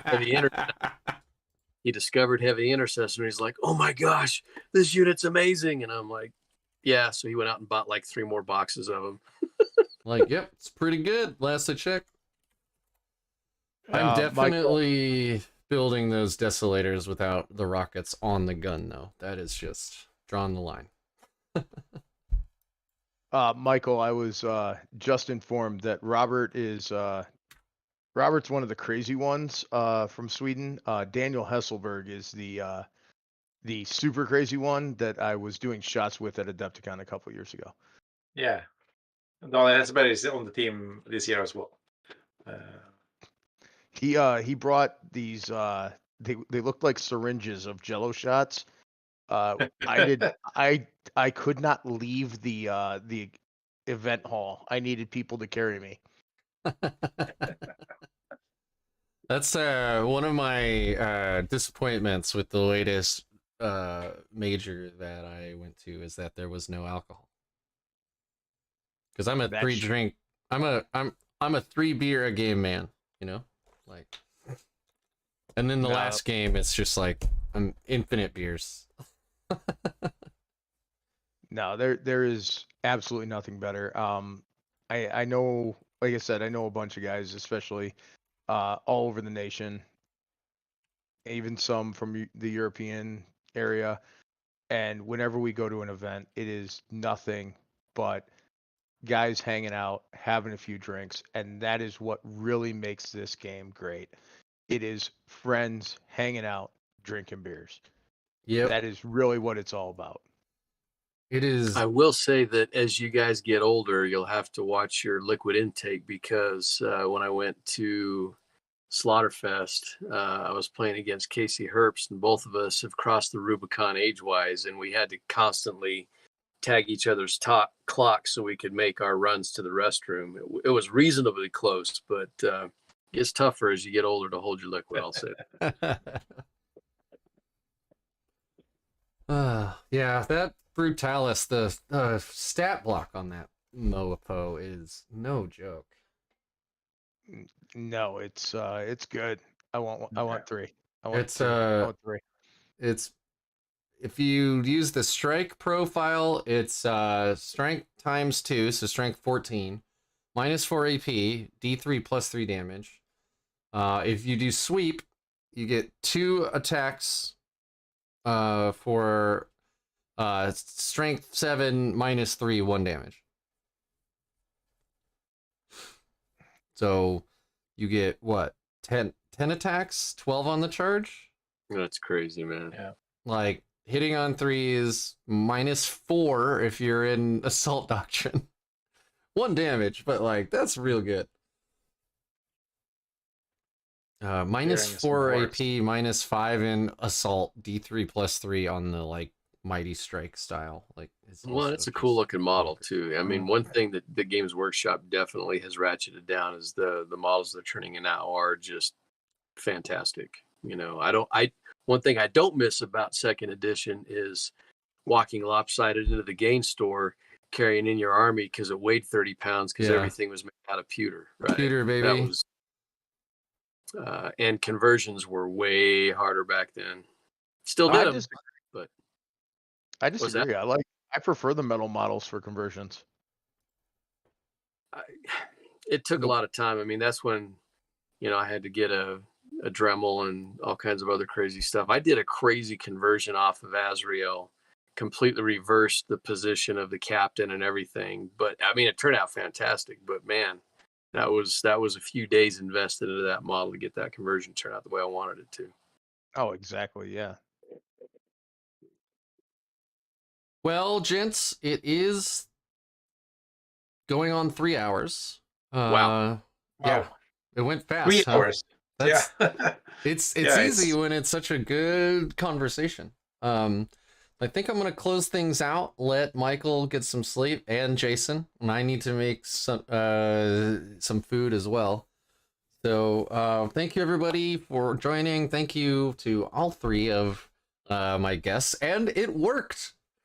This actually worked. We got everyone together. The stream didn't blow up. It was great. So thank you everybody for all of your questions. Don't forget to get out there and actually play games and go to tournaments. It's a ton of fun. And we'll see what happens in a couple weeks. I think a week after Adepticon, they're supposed to release the last data slate of 9th edition. And then just a few months after that, we'll get 10th, and we'll see what happens to our glorious Deathwatch. I'm going to go ahead and end this now. Thank you, everybody, and don't forget to call your mother. Thanks for having us on. Yeah, Thanks, thank Mike. you. Thanks for Good chat, tonight. Jason. Thanks, everybody. Thanks. Thanks.